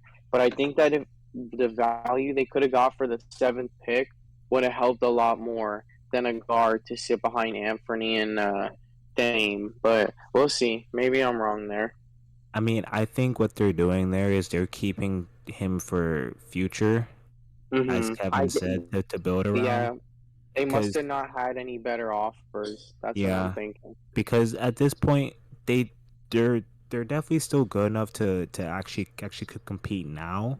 Um, Mm-hmm. might be like a low seed, but they can definitely compete having Dame, Nurkic, and Jeremy Grant, and at the same time they're still giving Anthony Simons and Sharp room to like get better and get some experience through all that time. So when contract time does come, because if you think about it, they had it line up to where Simons and Sharps their contracts would sort of line up when it's time to like re-sign and like extend. So Yeah, that's true. That it'll be a actually is perfect. it'll be a interesting 4 years to see how those guys develop because they're basically playing for their next contract already starting now. Yeah, no, facts. I like it when you put it that way. I have them at worst. I have Portland as a playing team, so I expect them to be like 10 and above. Yeah, they're definitely a playing teams like they're somewhere around that range because they're a good mix of like guys that can win now, but guys that are going to be learning how to win now. Mm-hmm. Facts. Okay, so the Kings only real moves I see from them is Malik Monk. No disrespect to Malik Monk, but that doesn't really move the needle too much in my eyes. They gave him a 2-year deal. The Kings are just in a situation where I'm just gonna have to watch Kings games to try to understand what's going on over there. But just looking at it, I'm just really confused. They've been one of the more sort of confusing teams to me so far this off season. They But they we'll um see. they lost one white redhead and replaced him with another white redhead. Oh yeah, that Yeah, is they got true. Kevin Herter. Herder for Dante, right? Yeah. It wasn't for Dante, but It they was lost Dante yeah, to the Warriors, and then yeah. They lost and gained. So mhm. um, I mean, yeah, okay. So I can sort of I now that you bring up Herder, I can sort of see where they're going a little bit more. But I'm still just that's gonna be a team where I'm gonna just have to actually watch games and just try to understand what they're building over there. Because on paper, I'm sort of having a tough time seeing it. Anyone got anything to add? Not really. It's the Kings. Yeah, I mean, it's sort of tough. Yeah, I got only one thing to add.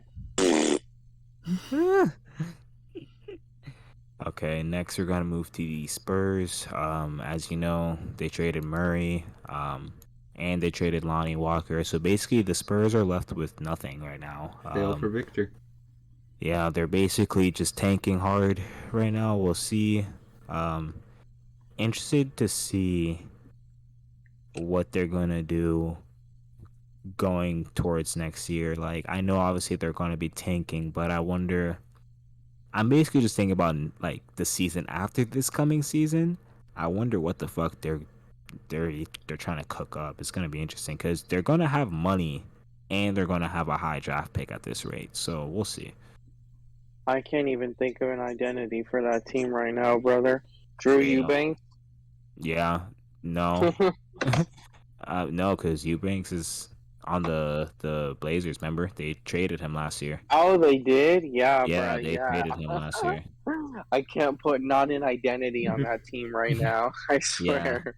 they're also fall into the just question marks, but at least I know that they're trying to be bad on purpose, Yeah, kind you of know deal. they're going for the most tantalizing prospect in how many years. So They're going for Wembanyama. um, Victor. Next, we're gonna move on to the OVO team itself, Miss the the Toronto Raptors. Yeah. Um, go ahead, Um, Kevin. they re-signed, basically re-signing. They re-signed Kouros Boucher, 3-year, $35 million, great deal. They re-signed Thaddeus Young, 2-year, $16 million. He's a great role player to have on a team. If you're believing yourself to be a playoff team, you definitely want Thad Young there. And then other than that, they signed Otto Porter, another good role player to have on your bench. 2 years, $12 million, not a bad deal for Otto Porter. So they're definitely just growing their bench. I think they need some more starter help, but their bench will definitely be looking solid. We'll see if they make any moves to try and shore up that starting lineup a bit. They definitely have depth to make a trade, or if there is another signing that they like out there to make. I like the Raptors. Yeah, Raptors, they definitely kept it kept it simple so far. Otto Porter is a great signing for them. Um, I'm just interested to see how they actually play because like with the Raptors on paper, like when you look at that team, you just think they're decent, but they're a lot better than what they actually look like. I want to say so. Mm. We'll see how it goes for them. Brand, you got anything for the six gods or anything? um just what Kevin said, I really like the depth. I think they really solidified the roster to like keep pushing higher into the Eastern Conference. I love Scotty Barnes. I at the beginning of the year when I was first getting into betting, when I was first learning all these rookies this year, I was banking on Scotty Barnes. I was running there's this agenda going. Scotty Barnes is greater than Evan Mobley. Uh, just all that. I was all on the Scotty Barnes train. So I want to see how he develops. I just think no matter the trade package, I don't think they can give that kid up. I think he's just too special. Um, but yeah, I love the signings. I love the depth they have now, and I'm excited to see how deep they can go. Yeah, the Raptors are definitely an interesting team to keep your eyes on. They're sort of sneaky for sure, I'd say. Yeah, yeah, they just really don't have any bad contracts, and it's just really going to come down to Siakam because he went like he did really well last year, and you could see the team reap the benefits of it. So Yeah. So next we're gonna go to the Jazz. We basically talked about a lot of the moves that they made whenever we talked about Rudy Gobert. So as you know, they got a boatload from the Timberwolves for Rudy Gobert, including 4 draft picks and I think 4 or 5 players.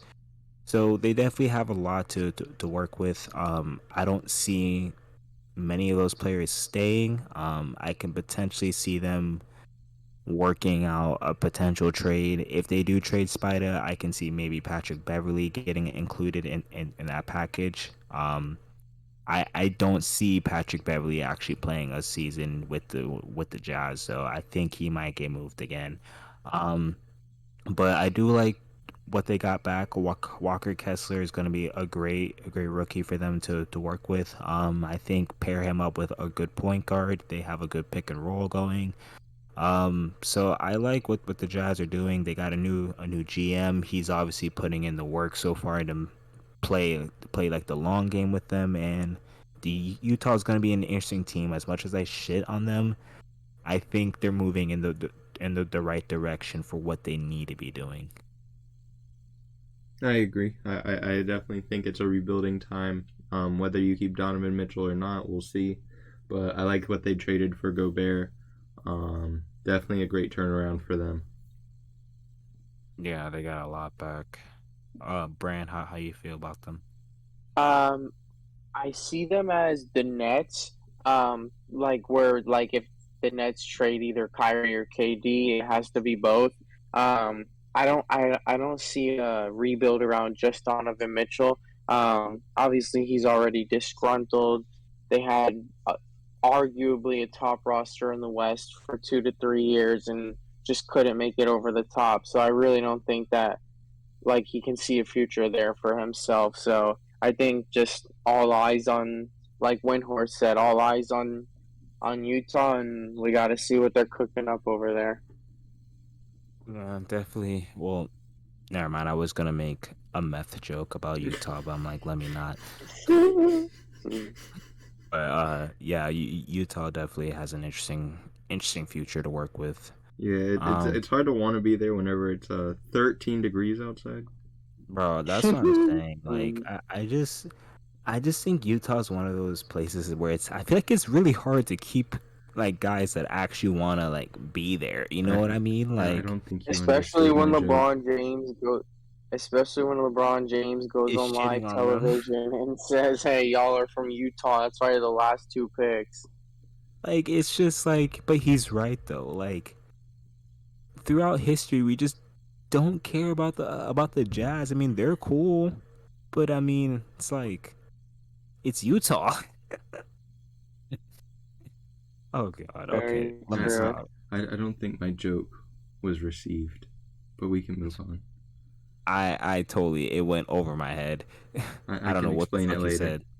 Okay, I don't even know what you said to be totally honest, but all right, and then we're gonna move on to the last and final team, The Wizards. the Wizard. Um, I like what they're doing. They brought in the Delon right. Well, hold on. No, the Wizards are an Eastern Conference team. I'll let you carry this. Go Yes. for it. I would like to say I like what they're doing. They signed DeLon Wright.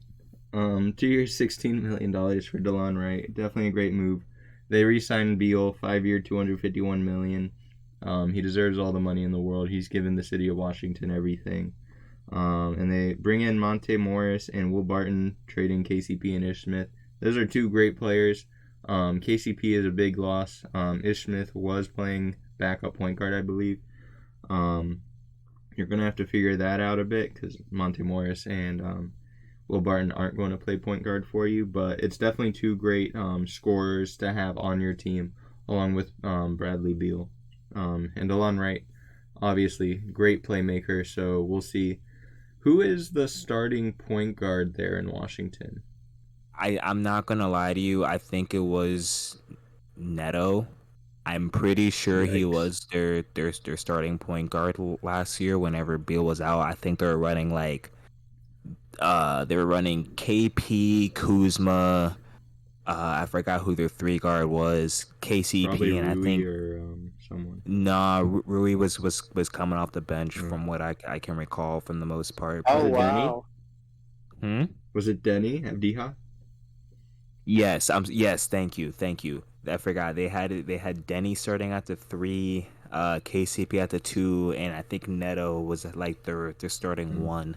Then I guess I could DeLon be Wright wrong might on be the that. starting one there. That might be why he Wow. took that. Yeah, I could be wrong on that, but I'm not gonna lie. I was No, I betting got on y'all. the Wizards a lot, and I do recall Neto getting a lot of minutes. Yeah, I definitely think it's good moves for them. I think that improves their team, and I don't know how Yo, they're much it improves their team. I mean, they are the Wizards, but we'll no, see. they got a nice squad. I have it pulled up right here. Yeah, Um, I like the Wizards what they're doing so far. But Yeah, but Brandon, is it a go ahead. squad that's going to be out of the d first round? do you guys know what pick the Wizards had in this draft? I don't even recall Who them was having a draft their picks. player? They got Johnny Davis. That's They who's were 10. penciled in as their yeah, that's who's penciled in as their starting point guard. So their starting five is penciled in as Johnny Davis, Bradley Beal, Will Barton, Kuzma, and Porzingis, with the second unit of Monte Morris, Corey Kispert, who's the shooter, Hmm. Denny at the three, Rui and Gafford, and then they have a third unit What with about? DeLon Wright and Thomas Bryant on it. I was gonna ask where's Thomas Bryant fall into this? Him and DeLon Wright are in the third unit, so they're gonna get second unit reps. That's a pretty deep squad. That's better than I thought. Yeah, I think they fall into the Pelicans sort of boat where when Bradley Beal played last, the roster is like basically a 180 from Yeah, it when is he last played definitely. last. And I think, as Kevin said, they aren't gonna make a deep run. They're probably gonna be a first or second round exit if we're keeping it a Yeah, buck.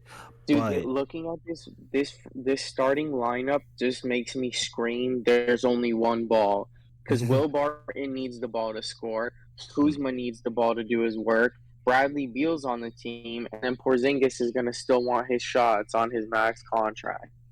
yeah, I mean, That might get a little nutty. yeah, they definitely have a lot to definitely work with, though. Definitely have a Oh, lot to for work with. sure. Yeah, I Um, wasn't what I came into this discussion real quick before looking at the roster about to say free Bradley Beal, but I actually like what they're working with. nah, yeah, they definitely got something going there. I think this is their version of like a win now roster, if I'm being honest. Uh, because I Oh don't, yeah, big time. because I mean, it's not like they have a lot of young guys.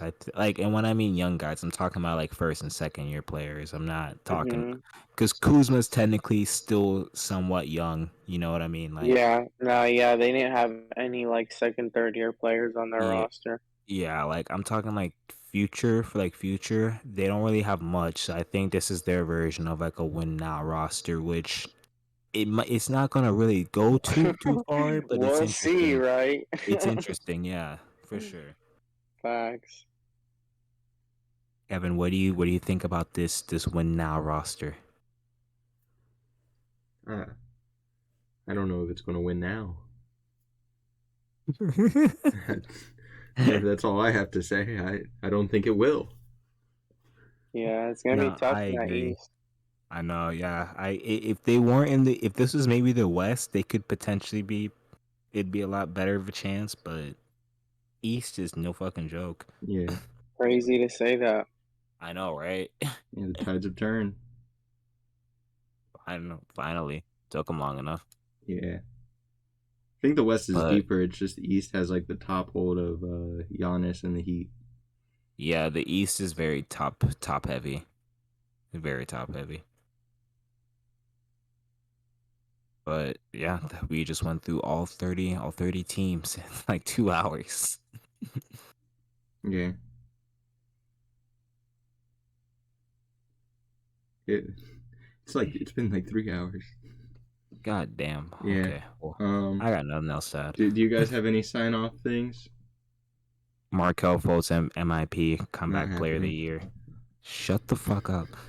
Jalen Brunson's the most craftiest point guard in the NBA. I have my usual. Uh, Shout out O'Neal Cruz. Free Juan Soto. See y'all in Goochland. Have a good night.